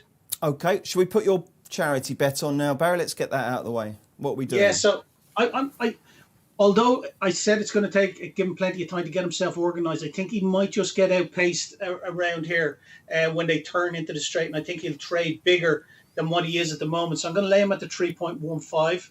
Okay. So if you click on lay there, 3.15, and we'll take 50 quid of the backer stake out of that. So to lose 107 quid. Okay, so just to remind everyone, if you're laying 50 quid, you're actually betting more than that, because obviously the horse is odds against. So you're risking £107.50. Let's get that away. Yeah, that's right. And then what I want to do is I want to back him in running then at a bigger price. So if you click on the back button, and where it says odds there, you can scroll up, or you can or I can put just in your, or you can put in your own. Yeah. So if you put in around 4.5, there's 4.5, which is 7-2, and we want to have 50 quid on them at 7-2. 50 quid. Okay. So the ideal scenario there, Barry, is what? So the ideal scenario is that. Oh, hang on. We've got an important task to do. Just to remind people who keep it in. Yeah, we need to hit that keep button, don't we? Keep bet. Yeah. So we want to keep that. That is highly unlikely to get matched at 7-2 pre-race. It's virtually certain to go unmatched pre-race. But once you click keep bet, that keeps it in play once the race goes off. So that's a very important button to tick, in that the bet will stay in play. All other bets are taken down by the Betfair Exchange if that keep bet is not selected pre-race as they go in play. It's a brilliant facility, that, Kills, isn't it? When do you tend to use the keep bet facility? I used to use it quite a lot. I used to put in very short prices about horses that I backed. And just as insurance? Just as a bit of insurance. Then I stopped doing it, and that's when they started trading short and getting beat. You know, that's I had a run of backing horses years ago, and they would look like they were going to win every time. And you think, when I start doing it, so you read after they traded like 2-5 in running or something. You backed it like 4-1. I think, yeah, covered. But there's certain horses, isn't there? I mean, Big Bucks was the archetypal with his flat spot. With his flat spot, he would. But then people cottoned on to him. Ingles Dream was another one, wasn't he, as well? This is it now. The market is so intelligent, isn't it, that he knows it's going to do that, and it almost preempts it, doesn't it? Yeah. When Big Bucks first started winning, nobody knew about it as much today, and then it sort of absolutely you could make a bit of money out of it. But okay, so Barry has gone with his in play. He's done a lay to back on Mogul. He thinks that he's going to possibly hit a flat spot, and he wants to back him at a bigger price to save his stake. How do you read this race, Tony? I like one at a big price, Berkshire Rocco. I think that run, the Lingfield Derby trial behind English King, was good. He was the only one who could go with English King that day. I thought that was a decent run. Isn't English King becoming a bit of a sort of who's he? Overrated, yeah. We all got very excited, didn't we, after Lingfield, and it's not happened. But it was still a good run in the context of this race. I think he's a real star. I thought his run, the Queen's Vase, was good, wasn't it? Behind the horse went on to win the Irish Derby, Santiago. So that form is, and I think he traded quite short that day against Santiago as well at Ascot. So I think he's still a big price. I did like Roberto Escobar. He was my massive notebook horse first time at Haydock. I thought James Dorr gave him an absolute shocker that day. He just had him in such a bad position, and he's just like, you watch a race again, you think, how's that horse not won? And then obviously came out one next time out.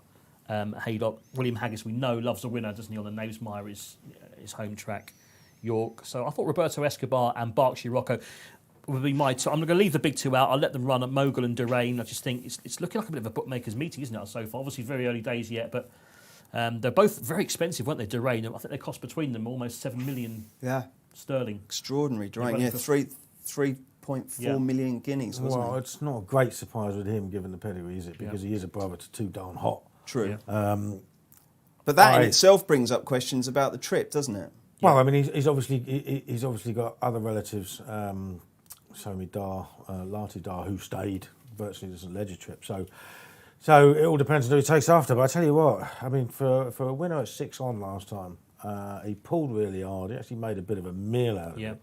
He's done, we were talking about the clock earlier on, he's done 0 on the clock.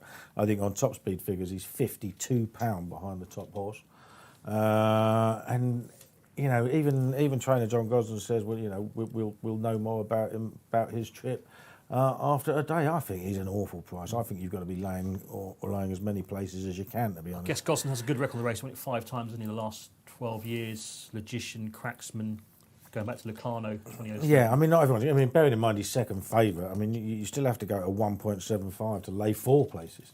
Yeah. Like, you know what I mean? So there's a bit of negativity behind him then. I you know, it wouldn't surprise me if he doesn't stay. If he's as keen as he was at Newmarket, he probably won't stay. You got to remember, if this ground is softening all the time, he's got 2 furlongs further to go. So he's going to be running for another 25, 26 seconds, having pulled hard early if that's what he does.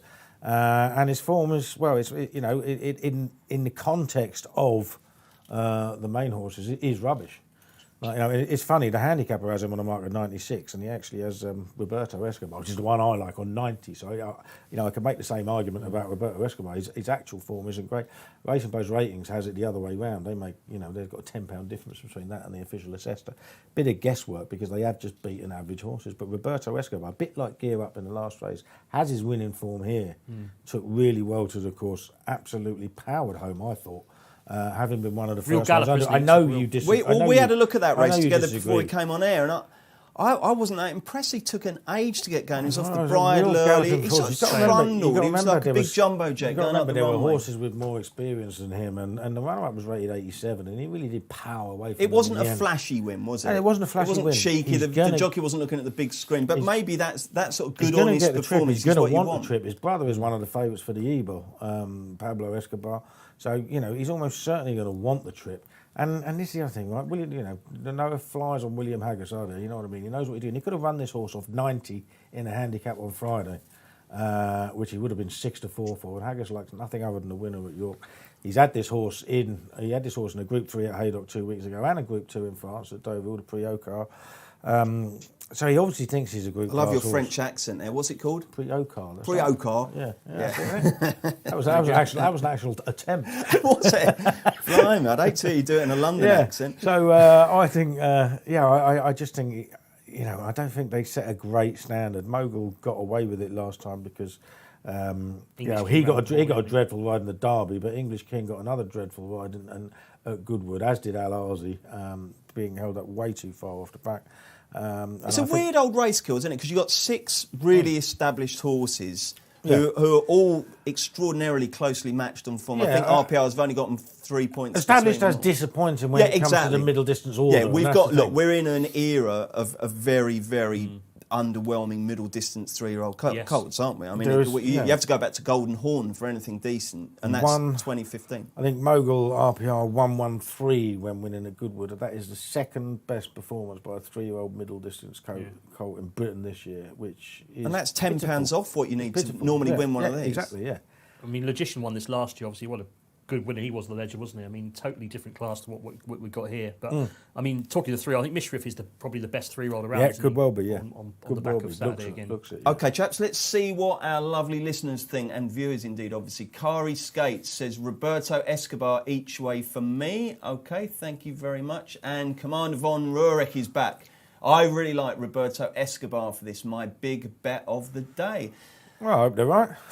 Enzo, if Darren wasn't trained by John Gosden and Roberto Escobar wasn't trained by William Haggis, they'd be double figures all day, wouldn't they? They probably would be, yeah. Darrain in particular, I wasn't impressed by the win that Paul talked about last time. Stamina I worried about a little bit as well in the ground. Roberto Escobar, I don't know, I thought he was, I wouldn't say he was impressive as he said at York, but I thought he looked a grinder, he looked like a real galloper, he's a real strong horse, but he's still learning. Remember, Mogul's had, 7 or 8 runs? He's only had 2 runs, hasn't he, Roberto Escobar? I think he's going to improve again for a step up. But yeah, I think him and Berkshire Rocco, I'd have 2 stabs if I was there. I'd back Roberto and I'd back Berkshire Rocco. I've missed the price at Berkshire Rocco, haven't we? I think it was massive price, 16s and he's down to 10. Yeah, He's very solid, isn't he? I suppose a little bit of money for him. And you know, if the ground is easing, I mean, look, there's rain pretty much everywhere at the moment, isn't there? If the ground is easing, he does stay. What I like about Berkshire Rocco is that, all right, he's got beat fairly fair and square by English King and then Santiago, but he's finished miles clear of the rest both times, hasn't he? So that's interesting. Barry, where would you stand on the 2 of the unexposed horses, Darrain and Roberto Escobar? Do you have a preference between the 2?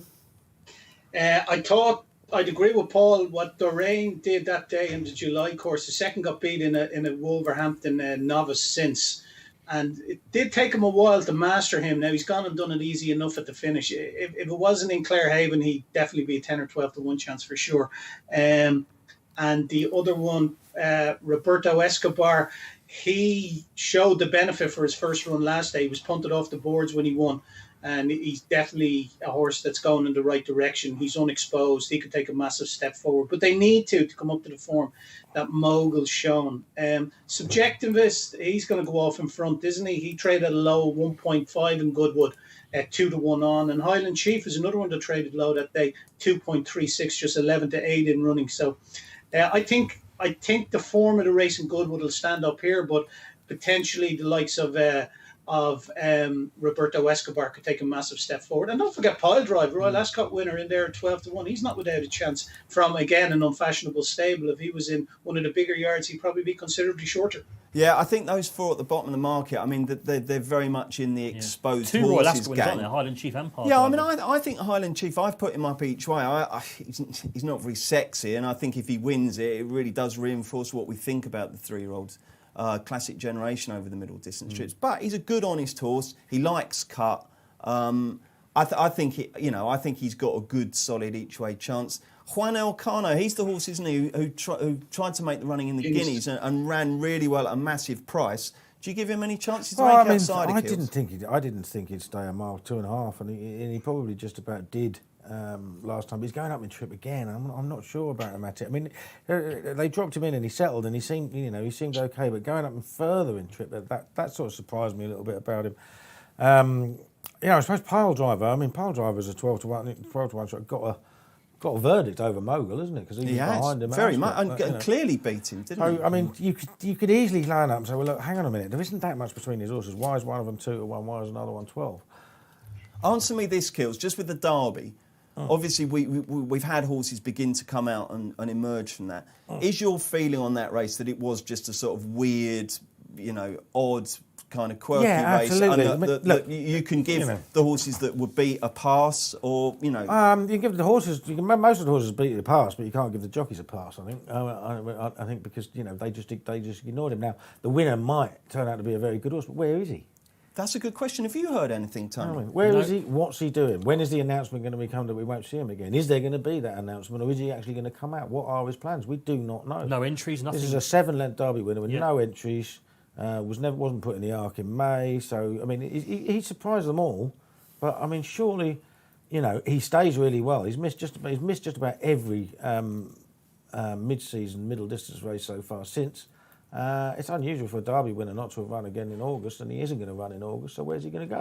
Interesting. Have you heard anything, Barry, on the Derby winner?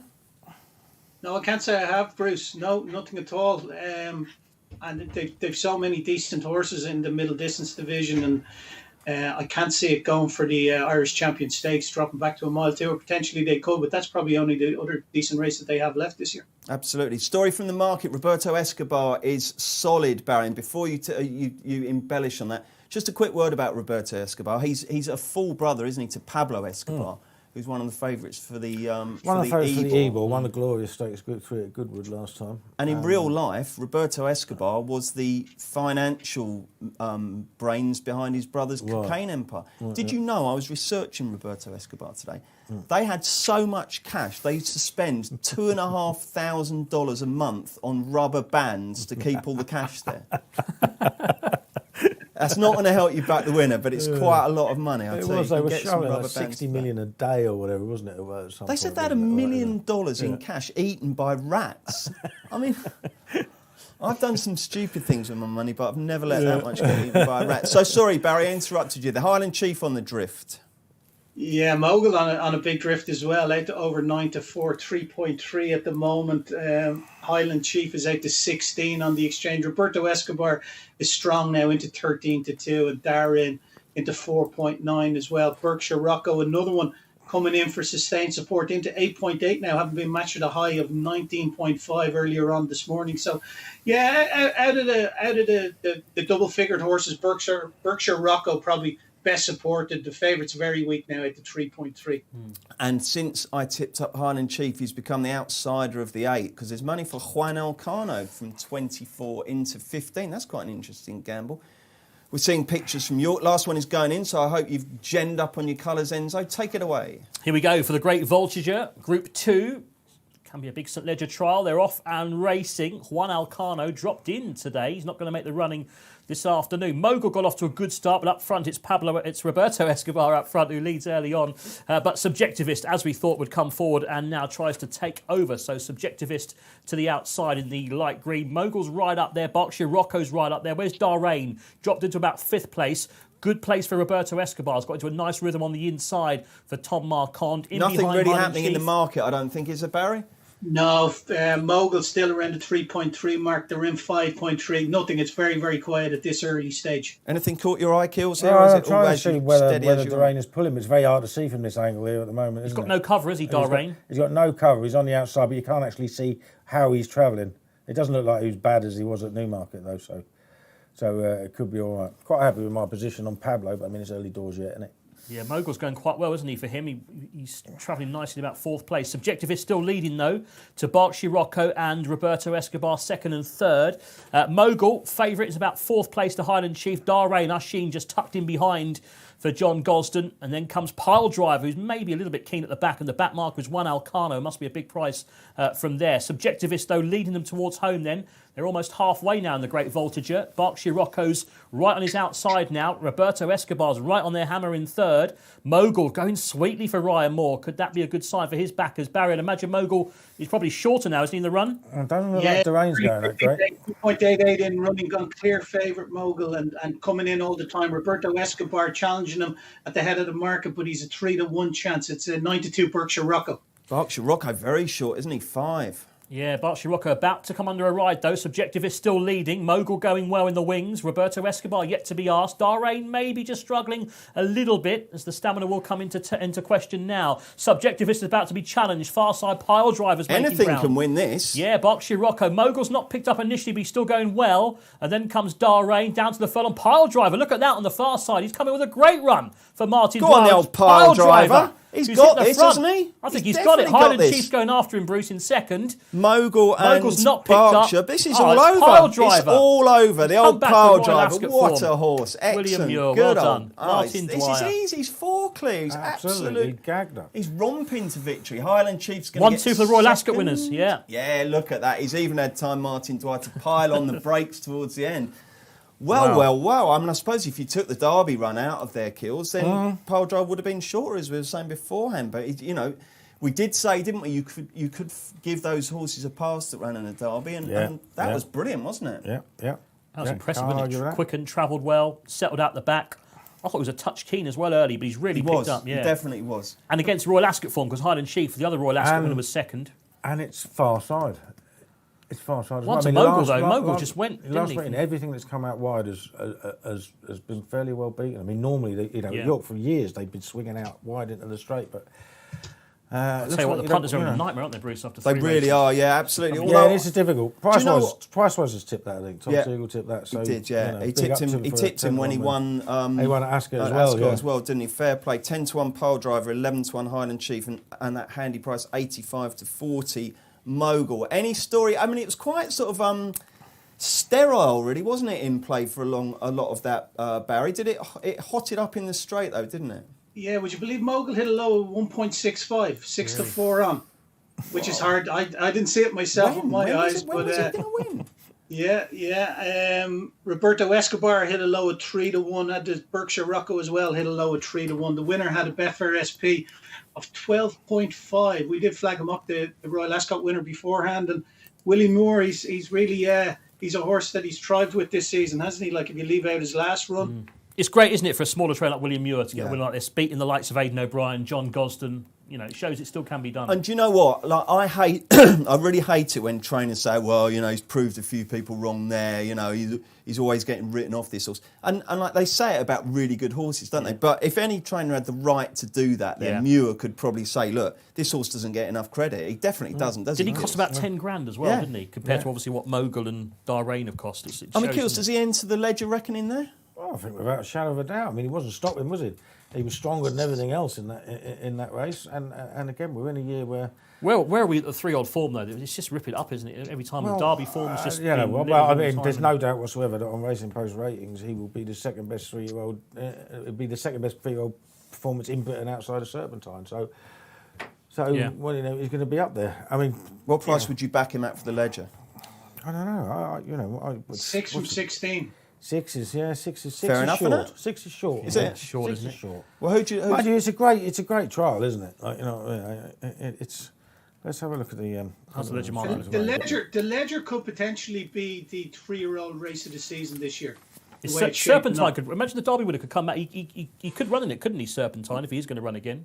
Well, he has 3 or 4 horses, Aidan O'Brien, that could potentially run in the Ledger. Santiago? Santiago's Well- obvious one, isn't it? Santiago's the favourite at the moment. You pile driver in there. The horse that won at the weekend, Hookham. Hookham looked He pretty looks a good, nice didn't horse. he? He looked very yeah, nice, you didn't he? Tiger Yeah. Mott. Yeah. And Military March we haven't seen in a while. He could be an interesting proposition there. So it's shaping up to be a decent race, the Ledger. But the thing with Pile Driver is you know what you're going to get from him now, don't you? He's just going to wind it up. He looks like he's going to stay, and he's got 2 of the, I'd say, best, least patchy pieces of form, because you know we have to acknowledge we're not in a vintage era of 3-year-old middle distance colts. I don't want There's to no keep logician around this. labouring the And, point, you know, but it is important. But the other thing about Pile Driver, he's shown, other than when getting knocked all over the place in the Derby, that he's pretty consistent too. You know what I mean? So, yeah. I mean, That was a hell of a big performance, plus for him. that. That was a good performance, yeah. And don't forget, when he won at Royal Ascot, he did it clearly, didn't he? Well, he didn't just sneak home by any means. No, It was a no. power-packed performance, that, wasn't it? No, yeah, he's been very good. Those 2 wins, he's been very, very strong at the end. So, yeah, you can, I just think he'll get bigger than 6s. OK, fair enough. I think So Tom tipped initial him, did reaction. he? Yeah, Tom's tipped him, yeah. Go on, Tom. Let's just see how our star tipsters are getting on, shall we? Oh, no. Oh, come on, Kills. I know it's not going well so far, but class is permanent, so we expect you to bounce back. So, yeah, Tom, that was his first tip, Pile Driver. He's got 2 other tips today, and they're both in the 3:45. We will let you have them in due course. And Kills, what have you had so far? Roberto was disappointing, Roberto was wasn't he? disappointing. No yeah. excuse was there. He was there, just didn't pick up. Just didn't pick up. You had Arecibo got placed at a decent Arecibo price. got placed, yeah. So it's not a disaster. And I've got 2 completely different ones to Tom, I think, in the 3:45. OK, anything else to take out of that race? Enzo, I mean, Mogul, I'd rather rudely christened him Slogul in a recent show, but, I mean, he's, you know, I mean... I think that Goodwood form flattered him, maybe, didn't it? I think a few of them didn't run very well. Al-Azi and English King. What do we do with Derain as well? I mean, sort of maybe didn't settle that well. Maybe back to a mile and a quarter. You've been very kind here. Yeah. You didn't find the excuses. What did you think, Kills? Just not good enough? Yeah, just not good enough. I think he travelled well to a point. I don't think he was that keen, but when they quickened up, I mean, I thought he was under pressure, far enough out for it not to have been the trip, and he just, like I said, he had no actual solid form behind him. He'd won 2 very slow races, very slowly run races, bad times, poor top speed figures, 29 and 51, I think, and he's been found out by more searching gallop. He ain't that good. And Highland Chief's run a perfectly respectable race to finish second. I mean, he's just a decent horse, Yeah, isn't that's he? his level. He's You run to know his what mark, he isn't he? Yeah, he's run to just his a mark, decent- Highland Chief. just a decent horse. Juan Alcana was interesting, wasn't he? Because they dropped him in today. He made a little bit of a move early in the straight. I think he might be interesting in a race over slightly shorter on better ground, perhaps. Anything else gone into the Barry Orr notebook coming out of that race, Barry? What did you notice? I noticed that Mogul is not worth 3 point whatever million guineas they paid for him. Like the way they were talking about him, it's taken them so long to get him fit. It's not fitness is his problem. It's How do we slowness. know what they're worth? So Dragonade went for 3 million. I was just going to say that. I mean, 3 He million. didn't actually though, did he? 3 It million was for 1 Sir point Dragon. something. Oh, was it? It wasn't 3 million. No, it was 1 point something he went for. I think. All right, it's- 1 point. yeah. Oh, Oh, 3 million $3 Aussie. million, Okay, yeah. fair enough. They'll be Well, worth I mean, more it would than have to be quid 3 soon. million Turkish lira for that to be valuable. Having said that, he may well go down there and be a superstar. You just don't know. But I mean, you're right, Barry. Mogul's just, he's not another of those great Ballydoyle middle distance 3-year-olds by any means, is he? But in a substandard year, I suppose, he might just enter the reckoning if it on Town Moor in September. It's hard to say, isn't it? I'd say he's one of those you'll see him keeping around for next year. He'd be a cup horse maybe next year. I really am disappointed because I want to be excited. You know, the 3-year-old classic generation should be the horses that we're all talking about. But he'll end up being a pacemaker for Love in the Arc. It's one of only 2 colts that no Brian entered in the Arc, so he's already paid the cheap fee. There's no point in supplementing anything. So he'll end up. You know, what's the bet he makes the running in the Arc? Surely not. He can't do, can he? He can't do. He ain't good enough to win it, is he? He's got an entry. They're not going to have to supplement, pay an absolute fortune. Have you got an Arc view at this early stage? Not really. Cheers. Not really. Stradivarius has got no chance unless the ground is very soft. Right. Well, there's one view. Other than that, all right. Love versus Enable. Where would you lean? I'd lean slightly towards Love, but if the ground was soft, Enable, because Love's not supposed to like soft ground. So. Enzo, early Arc thoughts. I thought Mishriff was overpriced after his French Derby when he's probably not much value now at 12s. But, I mean, he's the one who's still improving. Obviously, we know Enable's probably on the decline slightly. I think most people would agree.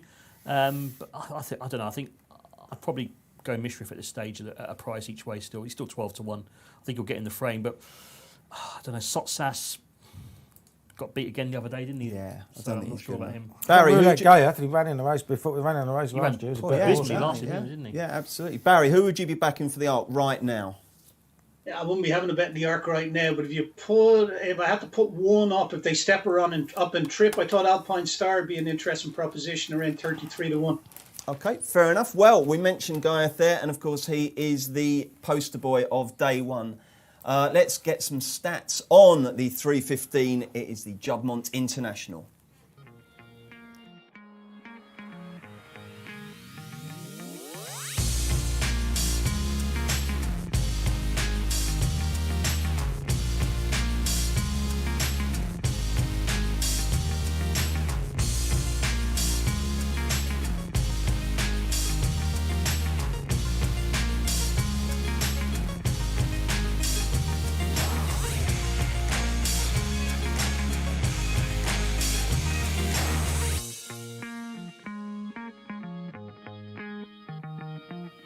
Okay, hopefully there were some pointers there. This is going to be a really fascinating race. I'll set the scene just by taking you. There's only 5 runners, but 4 of them are real proper bona fide Group 1 stars, and it's going to be fascinating to see how this pans out.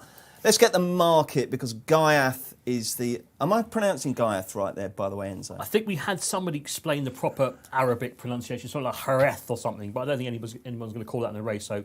We'll go Guyeth. Guyeth. Yeah. Okay. Guyeth 2.58, Barry. Does that represent a shortening or a lengthening from his morning price? Yeah, well, he's been hovering around the 2.6 mark. He was a high of 2.7 and a low of 2.24. So a 7 to 4 high and 5 to 4 low.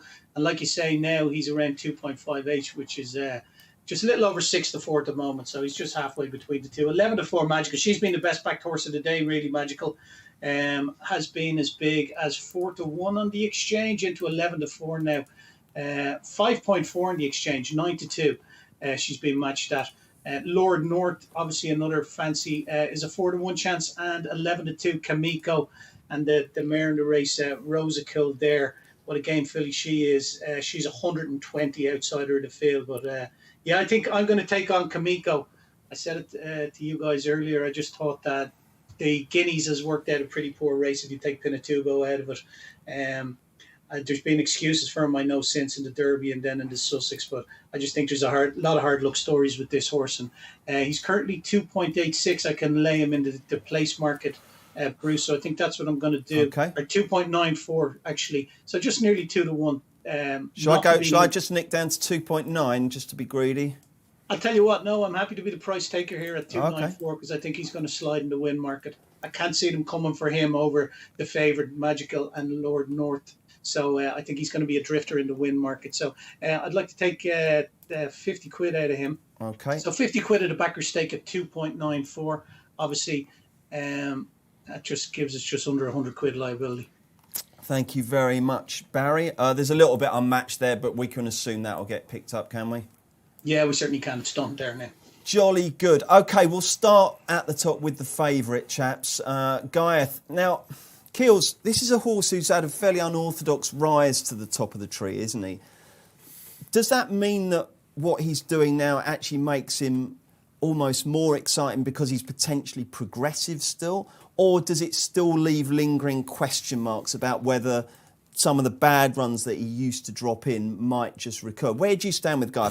Are you now a proper believer? He's one of those. I mean, I wasn't a believer. I thought come the eclipse, even though there was a month between the two races, I thought come the eclipse that he would probably rebound from his previous run, because he went really, really hard when he won at Newmarket.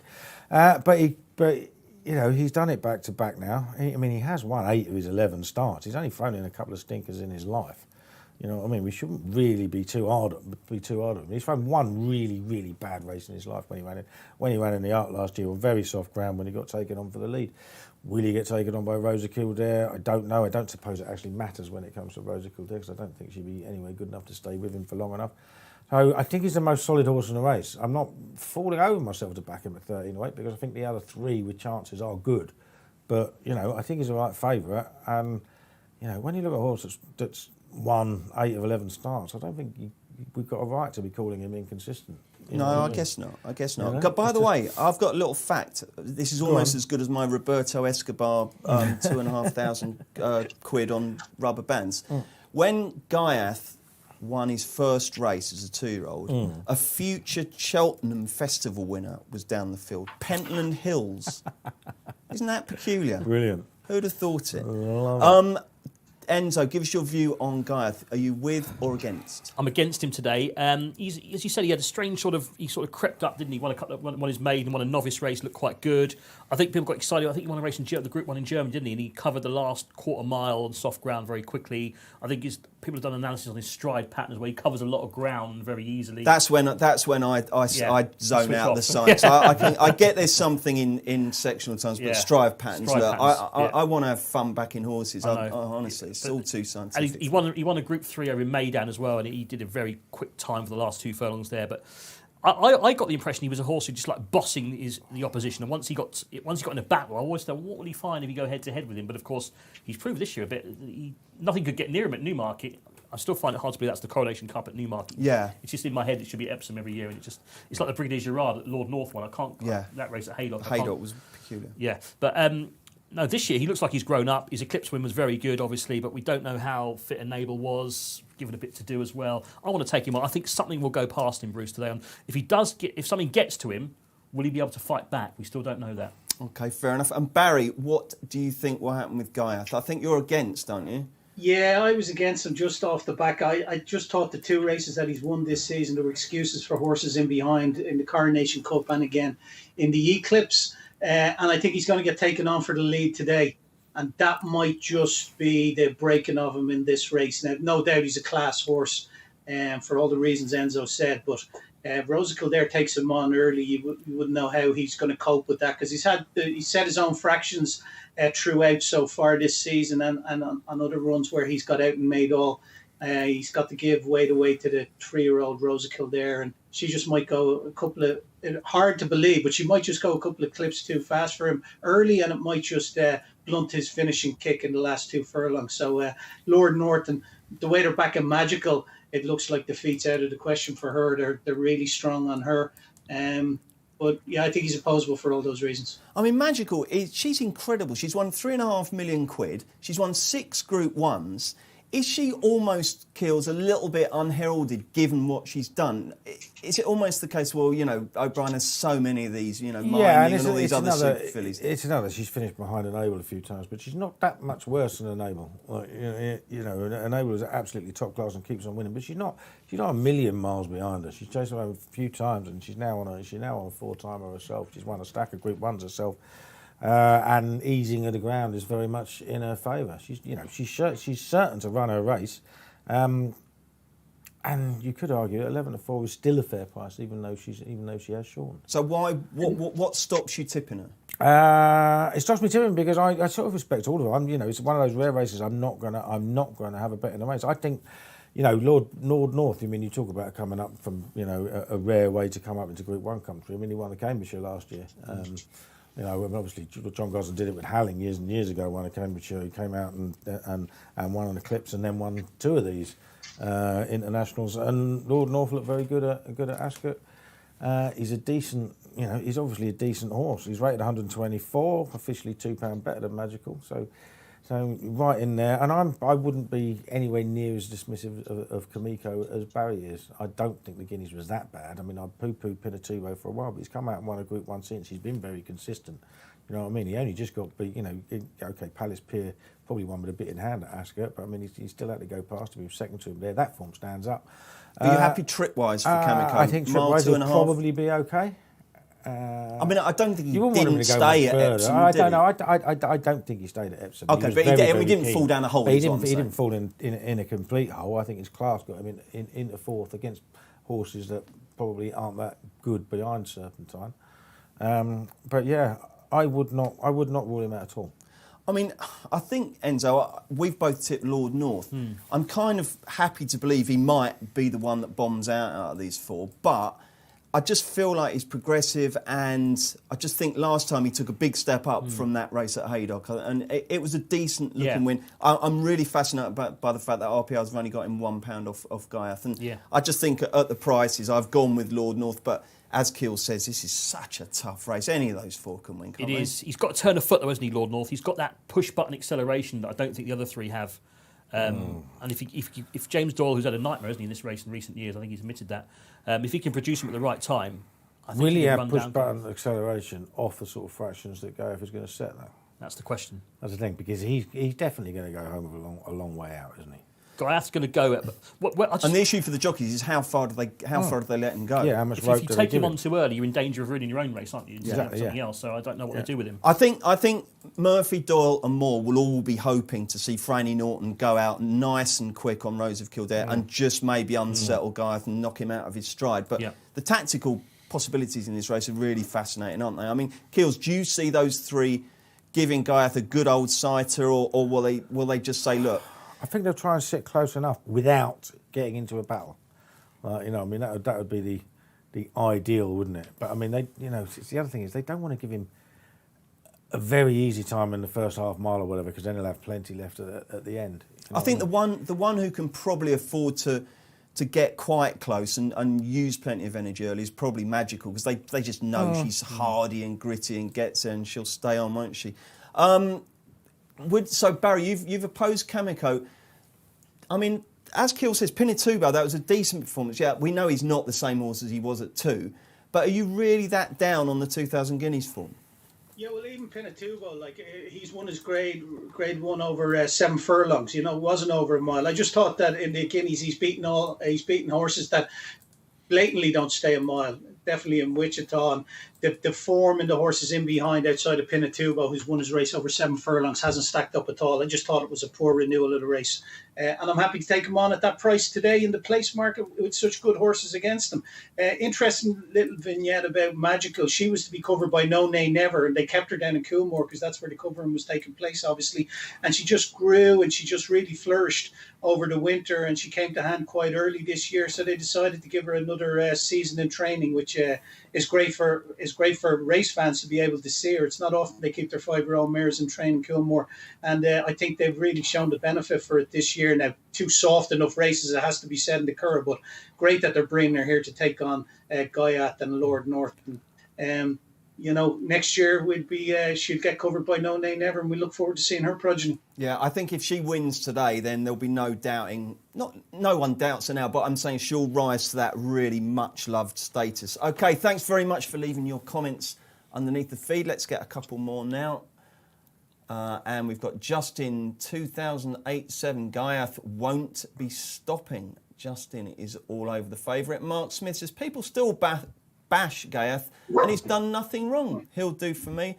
I know what you mean, Mark. And Stephen Loftus as well. Kamiko without the favourite. Interesting angle there. I mean, I think, Keels, the Gaiath doubters are sort of evaporating now, aren't they? I mean, I think that run at Sandown probably, it dispelled the doubt about whether he could win without having 3 months off, didn't it? Yeah, exactly, yeah. Barry's touched upon it, and I'm slightly concerned that with Gaiath, that I just felt with Enable, it was either...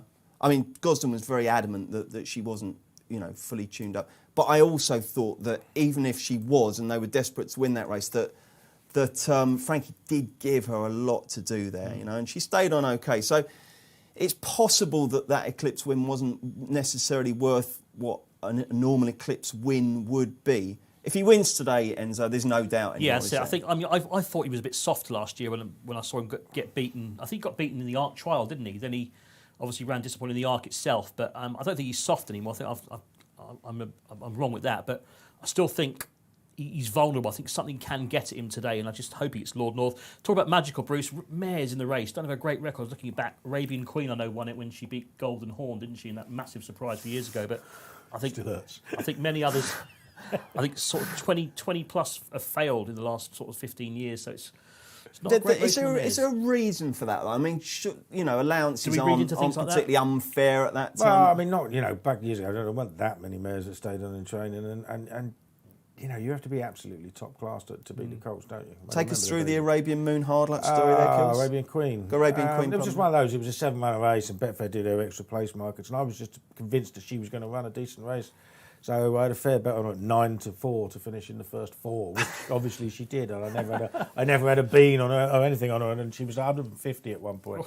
So. Oh my goodness! So I think she came down quite a lot lower than that. But I've always told myself, whenever I do that, back something to place, I've got to have at least something tiny on at the massive price. You do, you absolutely. And of course, none of them have won since. No, I know that. In fact, I was just thinking today, it's very unusual for me to just have a place-only bet. But I did it with Highland Chief because I just I assumed 1 might beat him and 2 might, but I didn't necessarily think 3 would beat him. So that worked out okay. But normally, yeah, you've got to do that for that very reason. You don't want to back a 9-1?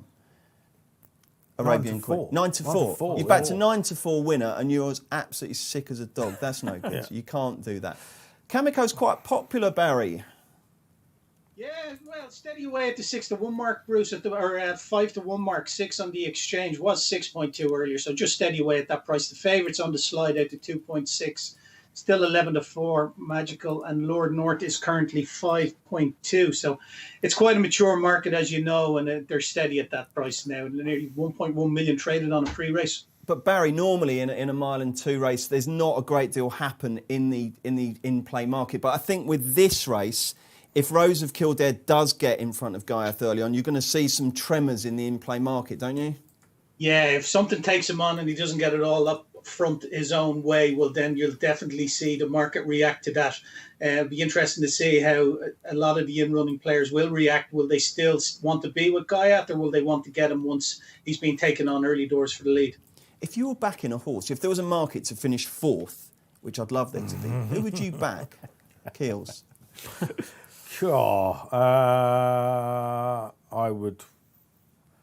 Well, I mean, basing price-wise, I would say I would probably back Kamiko. Fair enough. I think he is. That is the pecking order. So he could blow out, in other words. Yeah. Well, it doesn't. You can run 4th and run very well. You don't have to blow out and be 4th in this race. No, fair enough. You know what I mean? But I think he is the right full favourite. I think the market is sort of correct. I mean, on what Lord North's done, you could argue it should be at least the same price as Magical. Kamiko looked a bit keen going to post. Yeah, Gaiath got himself as well. Got the red hood on. Red hood. Yeah. Didn't work for the other runner earlier, but I mean, if Kamiko can win this, I mean, you've got to be good. Guineas winners who've won this. I mean, look at the Frankel, See the Stars, Rodrigo de Triano going back a bit. Yeah. So he'd be in a very elite group if he can win this, because it's been the best Guineas winners only that have won the international. Yeah, it's a fantastic race. It comes at the right time of year. It's a brilliant trip. I mean, I was there for. I was lucky to be there for both Franco and See the Stars, and they were just magic memories, because those 2 horses were just so brilliant. And in a way, in so much as you've got Corto and Denman over jumps, it's that once they've gone, you're in for a fallow period, because you just don't get horses that good coming along that often. To have See the Stars and Franco, was it 2 years later? It was incredible. It was absolutely incredible. Brilliant days. And I tell you what, Barry, where do you have a view on that? There's still some people who think that See the Stars was better than Frankel. I don't think you can build a form argument for that. But I do think that because Frankel came along so soon after See the Stars, that See the Stars' magnificence has become slightly diminished, and that upsets me, because he was a hell of a horse, wasn't he? I don't know whether it's diminished, but definitely overshadowed by what Frankel went on to do. And the whole story with Frankel as well, obviously with Sir Henry Cecil coming towards the end of his career. It was just a magnificent story, and to keep him in training as well was it just that really sealed his statue in the history books as the greatest horse I've ever seen, without a shadow of a doubt. Was that the arc that you came to see the stars? See the stars, yeah. It was brilliant, wasn't it? Good fun, wasn't it? Yeah. I'll tell you what I loved about that race. Kenan just said, 2 out, right, I'm going to go and win this race now. And from 2 out to 1 out, he absolutely pulverised the opposition. And then the final furlong was just a victory parade, wasn't it? Do you remember? Yeah, absolutely it's fantastic, wasn't it? I'll tell you a little story about this, Enzo, OK? So we're in Paris the day after the Arc, and we've got a late train back, and it's chucking it down. So it's me and Kills walking around Paris, and we're like, where should we go? Where should we go? And we ended up in the Louvre, so this art gallery. Now, Kills has never been in an art gallery in his life, obviously. And we've ended up finding a way of punting, haven't we? Because we were playing Guess the Year. So each of these paintings has got a little inscription afterwards saying when it was painted. And we took it in turns to stand there, look at it and say before or after 1796. It was absolutely ridiculous. Anyway, we're off. I could go on. Here we go. We're almost off and running for the 2020 Jubbmontt International. Take it away, Tony Ennis. Jumped away. Kamiko dropped in as we thought he would be to try and see out the trip. Gaiath as expected and Rose of Kildare are the early pace setters. Magical the mare in third place. Lord North as we thought would sit fourth, and Kamiko is the back marker being held up by the champ Oisin Murphy. Gaiath at the moment striding out, and Rose of Kildare North's backed off. Yeah, Rose of Kildare's backed off him. She eyeballed him early on, but decided Franny Norton didn't fancy it. Does that mean that Gaiath's going too quickly here, Kills? Not sure. He hasn't shortened much in the market. Magical has quite dramatically. Magical shortened a lot, I think. Joint favs now, Barry. Yeah, they are. Strangely, I don't see why. Maybe just Rose of Kildare maybe just lit up Gaiath there for a couple of furlongs, but he seems to have him settled enough now, although he does seem to be pulling, but that's just his run style most of the time. But yeah, I don't know how Magical is shortened up so significantly, but she's into 2-1 now. She's almost joined Rose of Kildare for second as they make their home turn. 4.5 to go in the International. Kamiko's going quite well back in fourth. Lord North, do I see James Dorr just moving his arms ever so slightly, but Gaiath still in front. And around 6-4 I can see in the run here. But Magical's going well in second place. She's got every chance. Who do you want to be on, Kills, as they turn into the straight? I don't know. I think Magical is going well. I don't think Kamiko's going that badly at the moment. It's interesting. Yeah, Kamiko yet to be asked. Lord North just slightly pushed along. But Gaiath's got again here. Yeah. Oh, look at this. He's gone. A move. He's on again now. Clear. Wow, that was incredible. Lord North's coming now. Magical's surely beat now. Kamiko far side. Gaiath in front. Lord North yet to be really asked. He's making ground. Kamiko's beat, nearly favourite. 2.2. Kamiko's coming through. Oh, Gaiath. Aye. He could be on the right part of the track here, couldn't he? Up the fence. Certainly could. Gaiath's plugging on though. There's only Yeah. a furlong to go. Oh, Gaiath's still there. Win it? Lord North can't win it. Gaiath's Magical, win I it. don't think can. I think Gaiath's Gaiath's got it. He's got again. gone Magical stayed on now. Kamiko, the stamina empties, and it's Gaiath. He's going to rout them, I think, in the end. He's got away. Oh, he stays strong. That's an extraordinary race, that, isn't it? Because he's looked in all sorts of trouble for a second, and then he's come and done it again. Gone away so again. Well wins done. Magical Hats second. off. Lord North stays on for third. Kamiko fourth. And Rose of Kildare has run a gallant enough race. She hasn't been beaten that far. Well, Kills. What did you make? That was really weird, because there was a couple of times there where he looked bang in trouble. Yeah, he found more. He's not Something just else, top isn't he? class. He's tough as well now, isn't he? You know, which is probably what people thought he wasn't last year, but I think he is now, isn't he? He's a monster, isn't he? He's the real deal. Because he tell you pulls what, hard as very well, and much then he the goes real again. deal. One of the worst phrases in racing is re-rallied, but I think that is a rare occasion when a horse has actually re-rallied. What was the in-play story there, Barry? Because it was up and down like a roller coaster, wasn't it? Yeah, Gaiath hit a high in over 9-4, 3.35. Kamiko hit a low of even money, 2.00. Yeah, and 2.68 Lord North hit in running. So, yeah, really, it was mad. It's a race you have to watch a couple of times again because, like we said, just as they were turning into the back straight, obviously Gaiath, Magical shortened significantly off the fact that it looked like Gaiath wasn't really settling when Rose of Kildare just lit him up a little bit. But Jamie, he's a serious tool, and he's 5-2 from 7-2 for the Champion Stakes. Interesting. That really was it was a race that promised to be decent, and it absolutely lived up to it, didn't it? I must admit, I wouldn't ever have seen Lord North as a 2.6 shot there. I mean, you know, when people say, "Oh, that was a crazy price in running," they normally refer to odds on, don't they? But at what point was Lord North at 2.6 poke I didn't think he was ever going to win it. at all. Magical ran a strange race, didn't she? Because she was going well, then she got outpaced, looked like she was going to finish fourth, and then she's run on again. They were all sort of, it was so fluctuating, wasn't it? There were all these minor subtle fluctuations in the order. Like I say, Gareth turning in, you think, well, he's raced with the choke out here, he could be in a bit of trouble. Then he made that move, didn't he, about four out? Yeah, we went, wow, he's gone again, and he went 3 clear. And then it looked like he'd pay for that. And then he's literally re-rallied. That was extraordinary. What did you make of it, Kills? Oh, yeah, I think it's just a very, very good winner and some good horses behind. I think Kamiko may have been, and well, he may have been a little bit undone by the ground he's in. I think.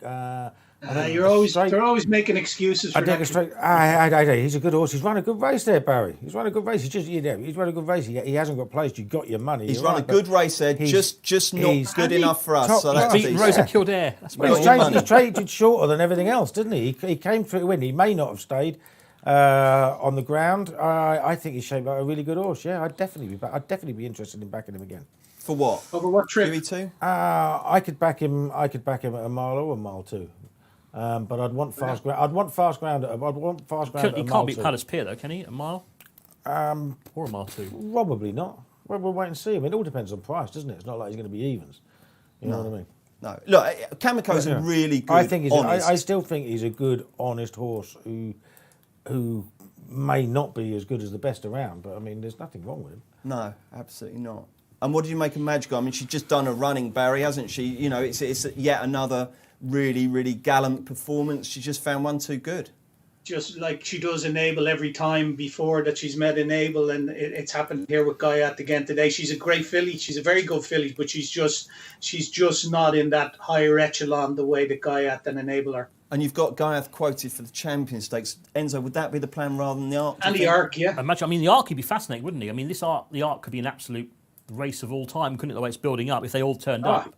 He's 11-2 from 8 for the Arc, Enzo. Yeah, I think 11-2 for the Arc. Of course, be interested in that. Yeah. I'd rather back him at 11-2 for the Arc than Pile Driver at 6 for the Ledger. He's 7-2. He didn't run in it last year, isn't he?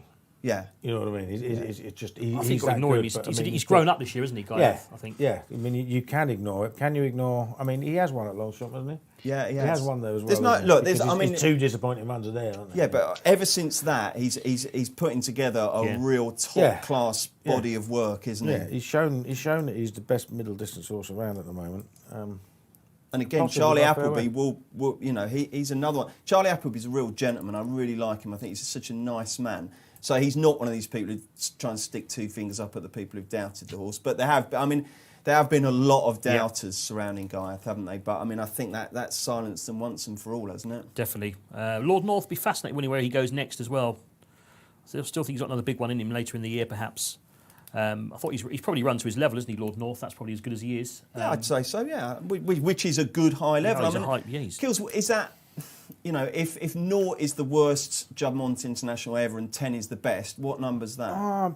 It's a 6 or 7. I think it's a very solid race. Yeah. Probably better than last year's that Japan won. Anything? With bells on. Yeah, no question. So the horse to take out there, Barry, very much Guyat. And what would you do if you were racing manager there and it was your choice? What would you point him towards the Champion, or would you go and roll the dice and go to Longchamp? He has to go for the Arc now, doesn't he? He does. He would if he was my horse, yeah, most definitely he'd be going to the Arc. And what's the gap this year between the Champion Stakes in Ascot and the 31st of October is the Champions Day at Ascot. So it's going to be very tight then, isn't it? There's no, I mean, even though he now has shown that he doesn't need to have 6 months off between runs, there's no way they'll go for both, is there? I wouldn't have thought. 31st of October is Champions Day, is it? Yeah. And don't forget, although Sheikh Mohammed doesn't need the money, the Arc is going to have held its prize pool much better than Champions Stakes, isn't it? So, you know, that's another factor I would have thought. Just love to see him in the Arc, it'd be great. You've got to see him in the Arc. Fantastic. Yeah, I mean, you know... If they all got their Love, Enable, Guyat, Stradivarius, Mystery, if they all got their... some. Do you know what? I don't get Stradivarius being in that conversation. I really don't. I love him. He's absolutely brilliant. But look what happened to him in the Corrie. I just looked. I mean, the Arc seems to be 4th of October, so... They could do both, could you easily? Oh, sorry, 4th and 31st. 4th and 31st. Yeah, that's doable, a big gap. That's a big gap, there's no reason why not, in fact. I mean, it has been as short as, 13. Hang on, might be wrong, but hang on, hold, stand by. No, 17th of October, ignore that. Okay. So you can't, it's a fortnight then, you're not going to do both, are you? Yeah, because I thought that was really late. Yeah, it was. I think there's another Ascot meeting on the 31st that's put me away. 17th. Okay. What happened to him last year in the Arc? Gaiath. You know, he got out. Yeah, he got out in front, didn't Nearly he? last, wasn't he? Well, I think he got taken on and then went miles too fast and then just dropped away. You know, it's just, you know, it's hard to explain, isn't it? It was that bad. I mean, if you looked at his running style today, he was. You wouldn't want him any keener than that early on, would you? Would you think, Kills? I mean, was there a danger? Do you think that when you were looking at it, you think, hang on a sec, he's going too quick, He's one of those. It just seems to be him. That's the way he that's likes his character, to go, isn't it? And he's gone hard at 1.5 miles and won as well. Remember Coronation Cup, like, you know. So he I don't know. I tell you what, it's a really bold, swashbuckling way of running that, isn't it? He's a It is, horse isn't it? who you know, you got to love, haven't you now, Enzo? Yeah. The way he goes out in front, heart on his sleeve, just goes, I'm going to make the running whatever is in the race. It's brilliant, isn't it? It really, really is. No, that was excellent. I mean, I like I said, I had high expectations for that race, and that was really, really good. Kills, what does Chemico's performance tell you about 3-year-olds versus the older the older middle distance horses? Sorry, Well, I think he's a different because he's a sort of miler that can stretch right out. I think the other 3-year-old middle distance horses are terrible. Pile driver might be the best of them. Yeah. You know, middle In terms of milers, obviously. No, Milers, Palace Piers. Piers. One, but the milers are pretty good. Yeah. Milers are pretty good. I think Quite good as well, Palace Pier was very good. I think the form of that race on Sunday was excellent. I mean, Did you like that performance? Yeah, I like. He's good, isn't he? I like the winner and second. Yeah. You know what I mean? You did say actually that Alpine Star would run a did decent it. race. I said I thought it was a Palace Pier, he race. went from being 3 lengths down under pressure to being like 3 clear in about 100 yards. That's what I like about this horse, because he you know, some horses you flick a switch and they go and that's all well and good, but he needs to get stoked up. Yeah, I kind of like that in a horse, that they're really giving, aren't they? You know, they're staying on well. I think they are very good. I'd love to see him all against Mo Hather again, obviously, because he did look good in the Sussex. Yeah. Well, who'd win that? I think Palace Pier would win. They'd probably cut in the ground, wouldn't there, as well, which Palace Pier showed he handles, didn't he? So would you be Palace Pier, man? Palace Pier. I think he'd outstay Mahatha. He'd outbattle him, I think. Who'd be favourite there? Well, Palace Pier would be favourite, definitely. he'd have to be, wouldn't he? He's staggered if he isn't. I mean, that has been the conversation ever since Sunday, hasn't it, Barry? Do you have a strong view, Mahatha versus Palace Pier? Yeah, I was asked this, and I thought on good ground. I thought, now I know he'd be getting the allowances as a 3-year-old, but I thought Mahatha would go off favourite against him. Okay, fair enough. Interesting. I wouldn't. No. Palace Pier favourite. I mean, you've got to remember as well, Palace Pier is such a Unbeaten tool. as well, isn't he? He's unbeaten. He's such a tool that Frankie's not riding here for that very reason. I mean, that tells you a lot. Yeah, I mean, that's the other point, isn't it? I mean, punters love an unbeaten horse. I would be very, very surprised if he wasn't favourite when they lined up against each other. Kills, going back to that Frankie story that broke last week, that he was going to take the quarantine, stay in France and miss York. Were you surprised about that? No, I mean, you know, he's winding down. He wants to be there for the biggest days, doesn't he? And obviously, you know, he probably looks and thought, well, Gaiath's a monster. Do I want to be riding 65 favourite in a Group 1 in France, or 7-2 4-1 shot for the big, What's he for the missed big this one? week? What else would he have ridden? Not sure, because Stradivarius isn't running anyway. No. You've got to remember. So I don't think there's, you know... There wasn't a great deal, was there? There's not a great deal of big marquee horses that he could have rode in the Group 1s, I don't think so. He wouldn't have ridden Edbihar, would he? 'Cause she's a No, Punting. exactly. He wouldn't have ridden that. So Fair enough. I'm sure he's having a lovely time. And he's got Campanelli, of course, doesn't he, to ride on Sunday for Wesley Ward in the morning. So. Yeah, absolutely. No, I mean, there's very few places better to be than Deauville. He's had a great start to the season. He's probably thinking, I'll have a little recharge and come back fresh. Fair play to him. OK, we've got one more race here on Racing Post Live. Hope you're enjoying the show. Don't forget to keep your comments coming in and we will read those out. It's the 3:45 at York and it is over 2 miles. It's the Sky Bet handicap. We've got 17 runners.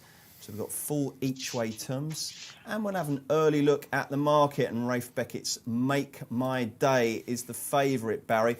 And looking at that price, 5.2, I think he's basically not budged all day from that, really, has he?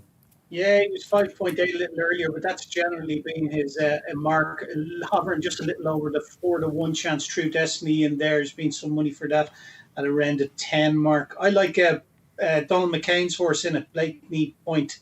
Ran in the race last year, was a 14-1 chance when Roger Charlton had him. Donald McCain's got him since. They did his win. He showed a benefit for that. A novice hurdle in Bangor just a couple of weeks ago when he won 11 lengths. He raced in this off 99 last year. He's 94 this time round. And I think he'll go well. He's a 7-year-old now. He knows his way around here. And I'm going to back him in the win and place, Bruce. Okay. So we're going to have 25 quid in him in the win, and we'll be a price taker here. He's a 33 to 1 chance, 3.4. So we'll take 25 quid of that, and then in the place market. You'll be the toast of the Injured Jockeys Fund if that wins, I can tell you, Barry. Fingers crossed. How many places are we going for?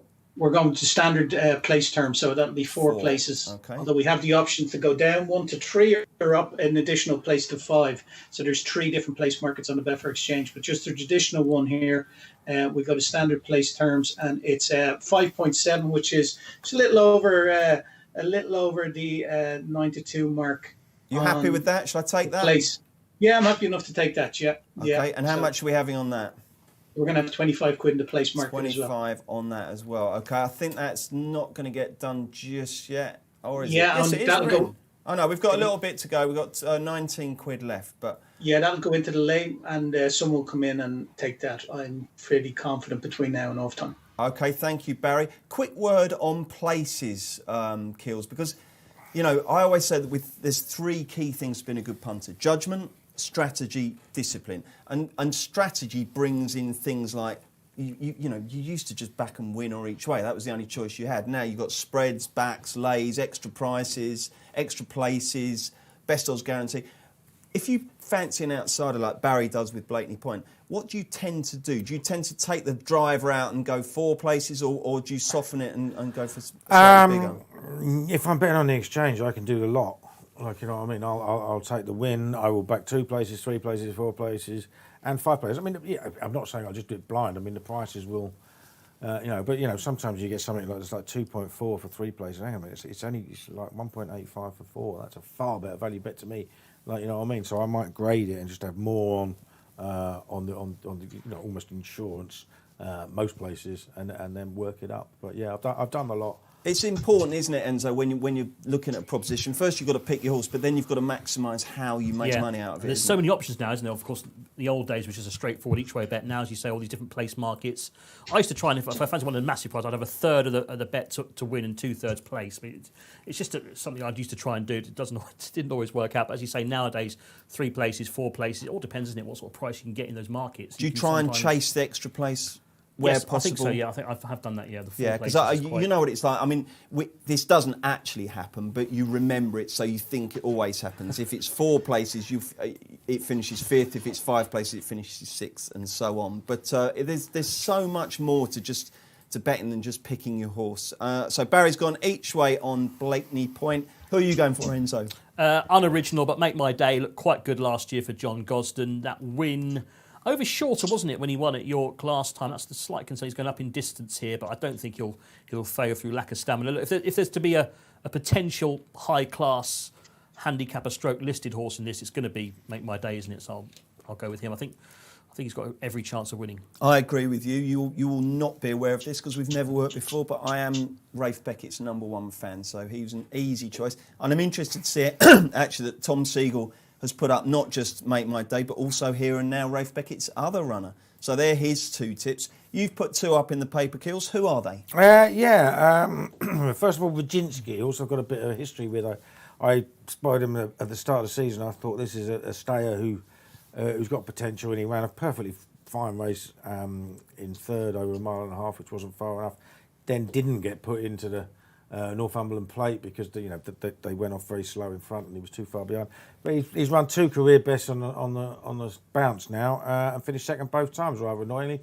Got beat by 40 to 1 shot at Ascot, a pair of 5 lengths clear, and then he had to make his own running with no pace in the race at Newbury last time and just got pegged back by 1. Now this morning he was a 14 to 1 shot and True Destiny was 7 to 1. Now, True Destiny was a neck behind him at Newbury, and it was a bigger price at Newbury than Wojcinski was then, so it made no sense. He was just the wrong price.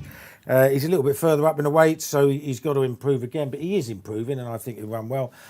Sorry, Kills, before you give us your second one, again, we were talking about Clive Cox being associated with speedsters.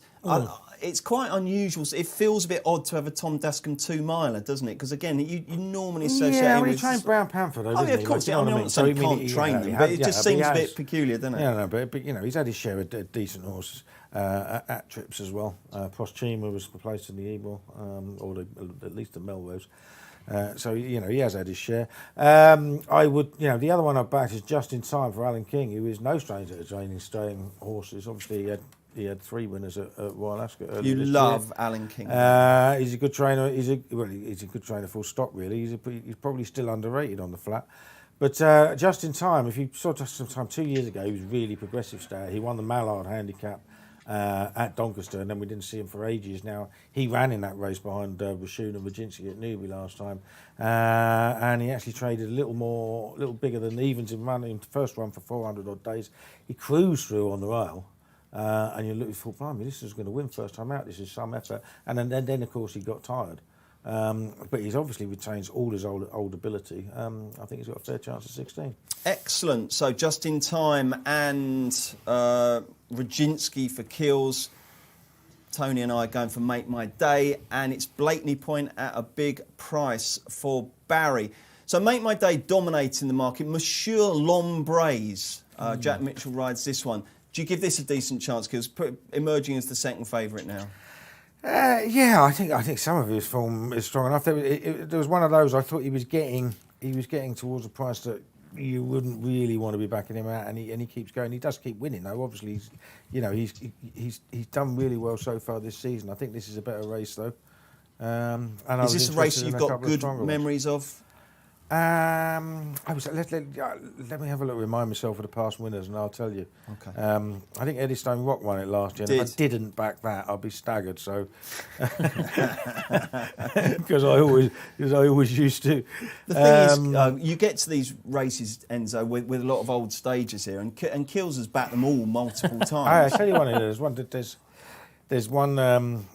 2013, Boxbourne won this race, and I was telling everybody this horse will trade at a big price and win, and I was out. Well, I think I was playing golf or something, so I just backed it at like 6-1, and of course it went out to 500 and won. Really? And I'm pretty sure it did go out to something like 500. I mean, there's one amazing part to that story that it won at 500, but you were playing golf during yours. What was that all about? Yeah, I quite often do that. Do you? Yeah, I quite often. Yeah. Well, you just record the racing? Get the workout early. No, I watch it on the phone on the way around. Do you? Oh, that's true. Actually, I've played golf for Kills. And you'd be like, yeah, you've got about 150 yards, and he's just staring at his phone like, come on, you sod. I throw it on the floor, and I'm lining up my putt while watching the race. Who else caught your eye, Enzo, here, if you were going to step away from the Fav?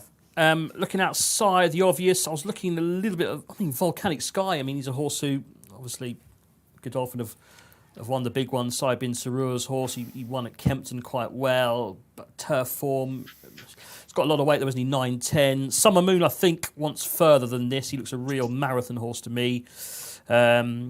Of the others at a price, I would say, I think Here and Now was one I was toying with putting up each way at a price. The Rafe forecast. Yeah, I mean, I don't want to steal your thunder there, but yeah, I think Here and Now could run well. But Make My Day, what price is he? I think 5.3. I think it's fair enough, isn't it? About just over 4-1, isn't he? I think. Pass me that iPad. I think he's the one. Pass me that iPad. Not only do we promote safe gambling here, but we also promote safe use of expensive products like this, which would have cost a few quid. It hasn't got a cover on, has it? No cover. And what happens to devices with no cover? They get a dirty, great crack down them, don't they? What happened? Dropped it. Why didn't you get cover? I know. The thing about the covers, though, I can never find one that sort of looks nice and sort of as sleek as. You're all rubbery, aren't they? A bit, sort of. Yeah, but that's why you don't. They have more grip, and you don't drop. Yeah, he nagged me about. He pulled me apart on one of these about cases a few months ago, and I said I've never dropped a phone in my life, and I did it twice within 3 weeks. I've got a phone cover case on it. Yeah. Next time I saw it, it had a big spider's web across it, didn't it? Honestly, that's the top tip I can give you. Always get a cover for your device. Are we expecting this to be a manic in-running one, Barry? It's the final race on ITV, isn't it? So there'll be plenty of activities. A lot of people still on furlough, so there's a lot of viewers. I guess that must make it a really, really busy, nice, liquid market. Yeah, it's a lively enough market. 500,000 match so far. The favourite's very strong at the head of it. Make My Day, just a little over 4-1, as Enzo said. In terms of in-running, you would think over 2 miles, there's more of an opportunity for people to keep bets and to trade in and out of positions as the race unfolds. You don't have to be just a certain sophisticated sort of in-running player to make that happen, as we spoke about earlier with the keep bet tab. And like I said, you can, over the 2 mile trip, go in and out of positions as the race develops. So, yeah, it should should be pretty lively event. There's a lot of horses in here that'll be up with the pace, and horses coming from behind, and they're all well known and well exposed. Well, most of them are well exposed, and punters know about these horses and where they need to be positioned during a race. And Barry, as well as being the public face of the Betfair Exchange for so many years, are you a good in running punter? Because I'm rubbish. It's like, to me, it's like video games or something, or Space Invaders, or playing the piano, and I'm just rubbish at that. I don't have the coordination. But I know some people, they're absolutely phenomenal. They can look at the screen and hit the buttons and work their way to an all-green book. Are you decent at it, Barry? I wouldn't be throwing bouquets at myself now, Bruce. I like everyone else, I suppose. There is software out there that's freely available that you can use to interact with the exchange on a different level. So you're not having to press all these buttons. One-click trade, the likes of Gruss or Bet Angel, tools like that to help in running horse racing punters. If anyone's got an interest, it's always worthwhile. You can find those apps on the Betfair website on the top bar. Actually, on the exchange, it says apps, and you can click in there and see them and test them and try them. Take them for a test drive free of charge. I need some help. I'm useless. Keels, you've got big fat sausages for fingers, haven't you? It's nothing to do with that. It's nothing to do with speed or coordination. It's all to do with emotion with me. I'm terrible at it because I become emotionally invested in the horse once I've had a bet, and therefore the dipping in and out doesn't work for me because I just get excited. And that's the point. I mean, I backed a horse years ago. I think I had something like 5 at 7, and I got matched at 700, and like a minute later it traded at evens, and all I did was lose a fight. You know what I mean? I got some excitement out of it, but I mean that was it. Like, you know what I mean? I was like, oh come on, God, it's going to win, it's going to win. Not what you're meant to do. That is not what you're meant to do. Let's get some more social comments.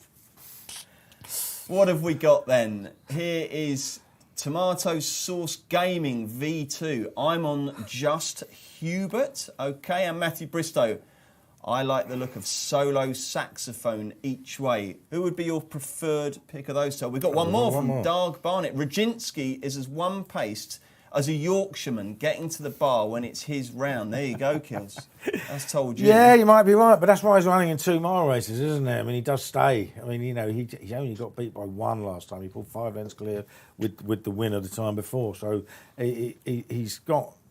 You know, he's got ability with that one pace. It's a decent pace. We'll see. What about Just Hubert to put the cherry on the William Muir cake? Just Hubert. Well, yeah. I mean, obviously he won at A1 at Goodwood. Did really well there. I think he was behind. Rajinski at Newbury.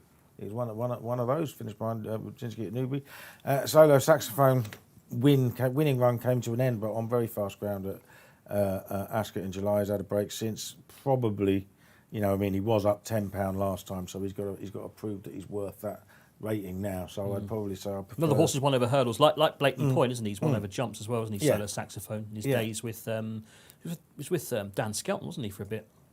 Solo saxophone. Yeah. Enzo, on what we've seen so far, after 4 races, it looks like the ground's perfectly fair, doesn't it? It looks like it's done a great job. Yeah, I mean, I was thinking you didn't want to be wide. I still think you don't want to be too wide, and the home should be interesting tomorrow. See what happens in the sprints. I don't think you want to be on this near side all this rails. season. They've wanted to come this side. I didn't think you wanted to. Well, you called it during the Jubmont, didn't you? You said that possibly that Kamiko was on the best strip of ground on the far side. So, I mean, just because he's finished third in, that doesn't necessarily mean that's the case. That might actually have helped him to finish third, mightn't it? Yeah. And it'll be really interesting, won't it, to see what the jockeys are doing and what they're thinking. You never can tell what they're going to do because they can just change their minds and they'll all come this side.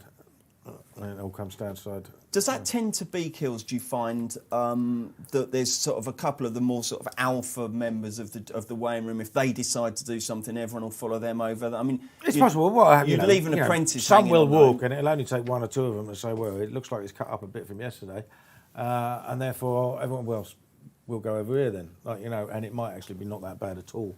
I mean, I think I'm assuming something similar to that happened at a meeting recently at York, where on the first day, I mean, they just wanted to be somewhere near, not bang on the rail, but somewhere near it, and anything that was racing in the middle was no good. And then the following day, in a couple of races, they all went over the far side. You know, so it doesn't make sense. You can't tell. Couple of minutes to go in case you haven't got your bets on. Enzo, just with your commentator's hat on, how do you feel when you're commentating and it's a decent sized field and all of a sudden there's a split? Is there a little curse goes up in your mind? Oh, there is. Love it? I don't like it personally. I mean, I think the hardest one I had was I was at Thirsk one day, and I think it was a handicap sprint. It was 19, I think, and I was The stalls were in the centre. I'm thinking, please, just all stay in one group in the middle. I can handle that. But no, that was about 10 went over that side and the other 9 went this side. In fact, 7 came this, and 2 stayed in the middle as well. So I had like to try and binoculars trying to look at which group, because then obviously the camera, the race tech director on course was choosing like one group to stay with now and again, then going back to the other group. So you're thinking, right, when he's on the camera far side, I'm going to have the bins on this side, and I was just all over the place. And how many years? When did you do your first commentary? 2007, I think it was. And my first ever race was a dead heat. Was it really? Yeah, it was back by Wolverhampton. Yeah. Oh my goodness! Excellent. Who was your commentary hero? I thought Jim McGrath, Aussie Jim, the crop was brilliant. So the obvious question after that was, did you call it? Oh yeah. Okay. Yeah. I left it to the judge. Did you do a Derek Thompson? Photo. That's close. I couldn't believe it. I've still got the photo finish print at home. Brilliant. Wow, that's amazing. And I mean, it's such a. I think the standard of racing commentators is so high in this country, and I think they're the best sports commentators. It's the hardest thing to do, isn't it? Technically, did you always want to do it? Always, yeah. I used to practice with Escalado at home. I remember when I was small, calling races on that, and then I'd sort of watch racing on TV and turn the sound down. The old days when Peter O'Sullivan and Graham Good. I thought Graham Good was brilliant. Some of those Channel 4 days. 4, 5, 6. Yeah, I used to love GG. He was fantastic. Lovely, rich voice. Yeah, I remember when Desert Orchid's fourth King George, he was going, "Oh, the king's in his counting house. We've been here before. Hats in the all this stuff he's come out." But with. you don't do any of that You don't do any of that rehearsed stuff, do you? Which I like. I wrote a piece about you in my Thursday column recently, and just said that you're the most dependable commentator because you just get it done and it's nice and solid. Yeah. There's no flashy stuff. I think Goody started the contrived, and then a lot of various other people have carried it on. Yeah, I think occasionally I would write things down, like things like important information, like if Holly Doyle was going to ride 100 winners for a season, you'd have a note down for that, but I wouldn't really have a line written down, a full sentence or anything like that. And still love it just as much as ever? Oh, yeah, it's brilliant, because every race is different, is you don't know what's going to happen, that's the thing, isn't it? And you don't have traffic anymore, do you? No, that was great. always the Park right blight on a commentator's life. We're almost all in now. Any market moves? Yes, there is. Barry, Make My Day is solid. Yeah, into 130 now, really strong. Monsieur Lambraise did come in for sustained support, but just drifted out a little bit, back out to 9-1 now.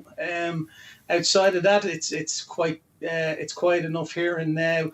Radzinski 10.5, True Destiny 13.5. There had been some money for the horse that I fancied in it, but he's drifted back out again. Keels, you're doing the first 2 furlongs. Go on. Go on, Paul. No, look, Radzinski's in front with a noseband on the far side. They got another whole furlong to go. This is Rochester House coming up on the outside, I think. There was money for that under Sylvester D'Souza quite late. That must be 2 furlongs. Come on, take over, Enzo, for God's sake. Go on then. Good effort, I like that. Rochester House, as you say, from Radzinski, you've got the right front too. Summer Moon, I think it is, in 3rd place. Favourite Make My Days in about 4th. I could do with him getting a bit of cover though, Bruce. I'd rather he wasn't right on the outside there. But he's going all right in 5th place, maybe slightly over racing. Just in behind him is Indianapolis. Here and Now's right towards the back. The other Beckett runner, Just Hubert's in that rear group as well. He's being held up. But Rochester House bowling along in front at the moment. I imagine his price might have just come in a few points. Radzinski in 2nd. Summer Moon racing in 3rd. How are we looking? Make My Day, Barry. Is he shortened? What sort of price is he now? Yeah, he's shortened. He's into 3-1 now. The favourite.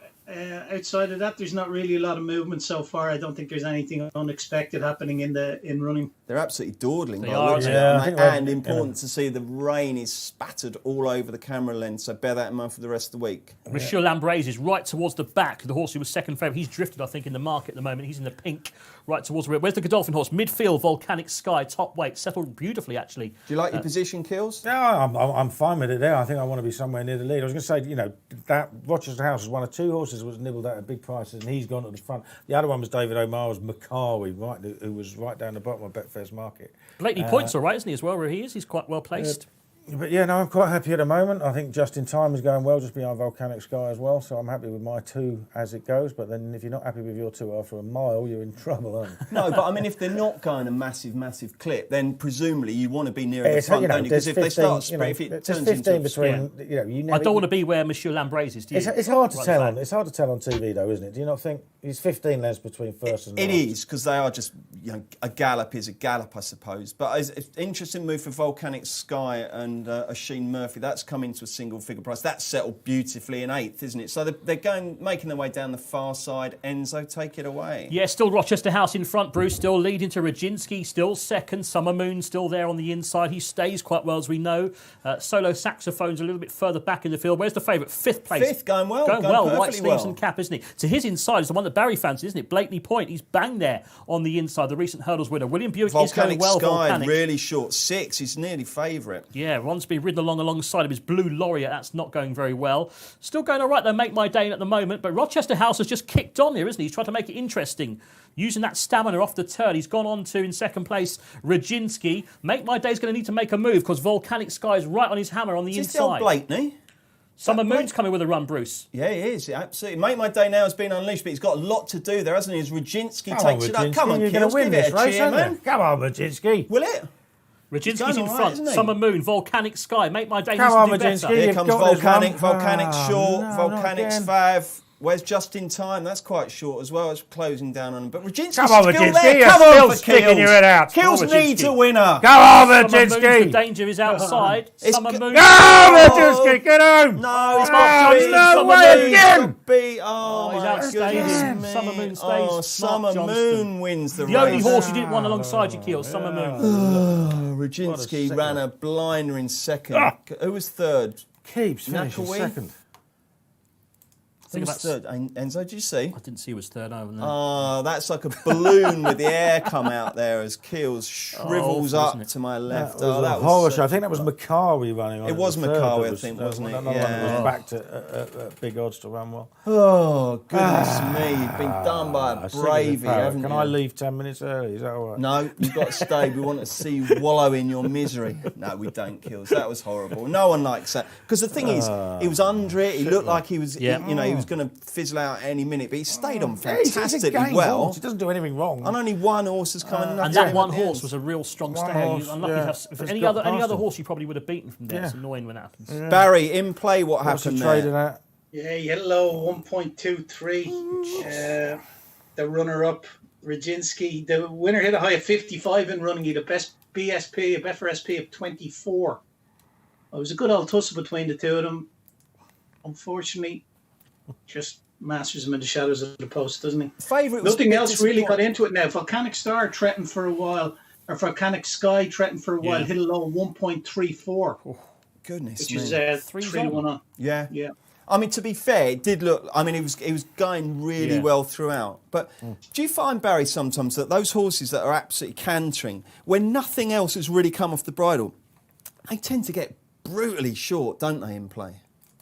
Yeah, I suppose you have people who, aren't aware maybe that they mightn't find as much. Now, obviously, the likes of Volcanic Star, I know it's after timing, but he's carried 9 stone 10 over 2 miles. He's given chunks of weight away. And, yeah, although he travelled well, you'd want to have some constitution to be betting trees on him, wouldn't you, with 2 furlongs to race? Absolutely. So Summer Moon wins it. Radzinski second. We think who was third? Kills? I Did think you say? Macawi was third. Macawi was running. I thought the favourites of Indianapolis was fourth. I think the favourite was slightly disappointing. stay, did he? really. Do you think? Coming into the straight, you Going thought, all right, well, wasn't he? Yeah. going perfectly well, but then just found absolutely nothing, did Yeah, it? it's a big jump from a mile and a half to 2, and It it is, 2 isn't it? mile and Gets a proper half. 2 a furlong. milers. Did win 1 mile 6 last year, but in lesser company. So yeah, it's a test. And just in time. was That getting- ran well, yeah. it did run well. And it, Ran well. Yeah, it's run well. I mean, he may well be being teed up for, that was set him perfectly straight for the Mallard again next month at Doncaster. absolutely. He'll get dropped a couple of pounds for it as well because he got beaten 4, 5, 6 lengths in the end. So Yeah, and that one got very short as well. I mean, it's fascinating to when you look at the screen and then you look at the prices, and sometimes they don't quite marry up. And certainly, Volcanic Sky was always extraordinarily short. But Radzinski unfortunately failed to give Kills the winner that he so desired. But we've got 3 more days to go, chaps, and tomorrow's another day. It looks like it's going to potentially be softer, doesn't it, Kills? it does. There's still plenty of rain forecast in the area for York for the next few hours or so. I'll just get it back up on my screen to tell you what they're forecasting. Have you got a genius weather app? Well, go-to? I use very different ones. I mean, my Go You used to have that now. Norwegian one, I used to have didn't a Norwegian one called yr.no, but I'm on myweather2.com now, which it seems to be doing it. They've got 2.72, but they've got about 6 mil between now and 6 o'clock tomorrow morning, and then it drying up and warming up. And Nice. it's going to be a nice day tomorrow. But I mean, as I think, Enzo, you touched upon at the start of the show, that when it comes to, no, it was you, Kills, wasn't it, with Love, Aidan is not going to want to look up and see rain falling on him. He's not, but I mean, sure, he's got a runner anyway. I mean, she'll win below form, won't she? 6 go to post for that. I'm just looking at the Betfair market for the Yorkshire Oaks, which is the 3:15. It's the highlight of tomorrow. We hope you can join us on Racing Post Live for that. And Love is trading just shorter than 2's on, 1.48. Is that getting to the... I know you're not on odds on punter kills, but is that getting towards the point at which you think, yeah, she's actually going to become value here? They say everything has its price. What's hers? It's one of those. I don't know. One of the things we don't know is what has she actually beaten. Like, you know what I mean? Because Frankly Darling ran no race. I don't think many of them. I don't think many of the horses she's beaten are very good. If you go back to the Oaks, she actually looked in trouble briefly, Love. When they were coming around the bend, and he was trying to ask her to sort of close down the gap. She wasn't responding straight away. But then she's obviously come through and she's run away with it, and she now looks very good, and she's got plenty in hand. I'm not a short price punter, as you know, so I wouldn't be getting involved anyway. I'm trying to find a reason to bet against her. If it was to go really soft, Manuela de Vega would be quite interesting when you see it at 20-1. Yeah, she's improved this year, I think, hasn't she? From 3 to 4. In the without. And you know, Franconia is interesting. One Voice is obviously interesting for Jessica Harrington. Enzo, where do you stand on the Yorkshire Oaks? I'm looking at Franconia, possibly. She's in that sort of could be anything category, isn't she? We know how good the others are, I think. Obviously, Manuela de Vega, the only 4-year-old in the race, she's interesting too. One Voice, I think, could run well. But do we give Frankly Darling another chance? I mean, I don't know, after Epsom. She was so good, wasn't she, at Royal Ascot? Then to go from that to the Epsom run. But I think Franconia, I think she might be the one, mightn't she? Interesting that John Gosling runs her and Frankly Darling in the same race. Yeah, I'd have a very small couple of quid on Franconia and hope that Love doesn't handle the ground. Barry, you're back on the show tomorrow, aren't you? So we will get your views then. But are you surprised that Love is trading around about that 1.5 mark? Or did you expect it to be a little skinnier? Not really. I think she's carried all before this year. She looks an exceptional talent. She hasn't done anything wrong, and she's improved with every run. So, although I wouldn't be betting odds on, I wouldn't be laying a rider. It's a race where I think it's a bit short on reliable opposition to her. Absolutely. Kills, 2 more races at York this afternoon. Anything that you want to flag up? Yeah, well, I was fancying Sampa's 7 in the 420, but she's a non-runner, I'm assuming, because of the ground. Dancing Street and keep busy with the 2 who were second and third to Art Power at Ascot. I think Dancing in the Street is far too short in the market against Keep Busy. I'll be back in Keep Busy for Danny Redmond. Keep busy. Okay, and Enzo, it's been great to have you on the show today. It's been a pleasure. We hope to see you on Racing Post Live again soon. Give us 1 horse to back for the rest of the week. 3 more cracking days to come. I'm going to say Sea of Faith, I think it is tomorrow. William Haggis's horse, James Doyle, rides in those yellow colours tomorrow in, I think it's the 1.5-mile race for fillies tomorrow. Okay. One in that too. Oh, do you? Yeah, Gold Wand. Gold Wand, that's Andrea's right there, isn't he? Andrea riding that Roger Golden Horn Varian, filly. Yeah. I will warn you, the race has been won by 3-year-olds for the last 9 consecutive seasons. Oh, and I've got the 4-year-old. You're on the 4-year-old, giving £9 weight for race. Don't worry. We'll go head to head in that race. Your main reflection from today before we go, gentlemen. Paul Kealy. Gaiath is the real deal. It's a proper horse. And you've got to respect it wherever he goes. I suspect you may have nicked Enzo's there. Yeah, he's a monster, isn't he? He's a proper horse, isn't he? I mean, we don't see many these days, do we? I mean, he just looks like whatever happens, he can quicken 3 times in a race as well. You don't see many horses do that. Bowl you over as well, Barry?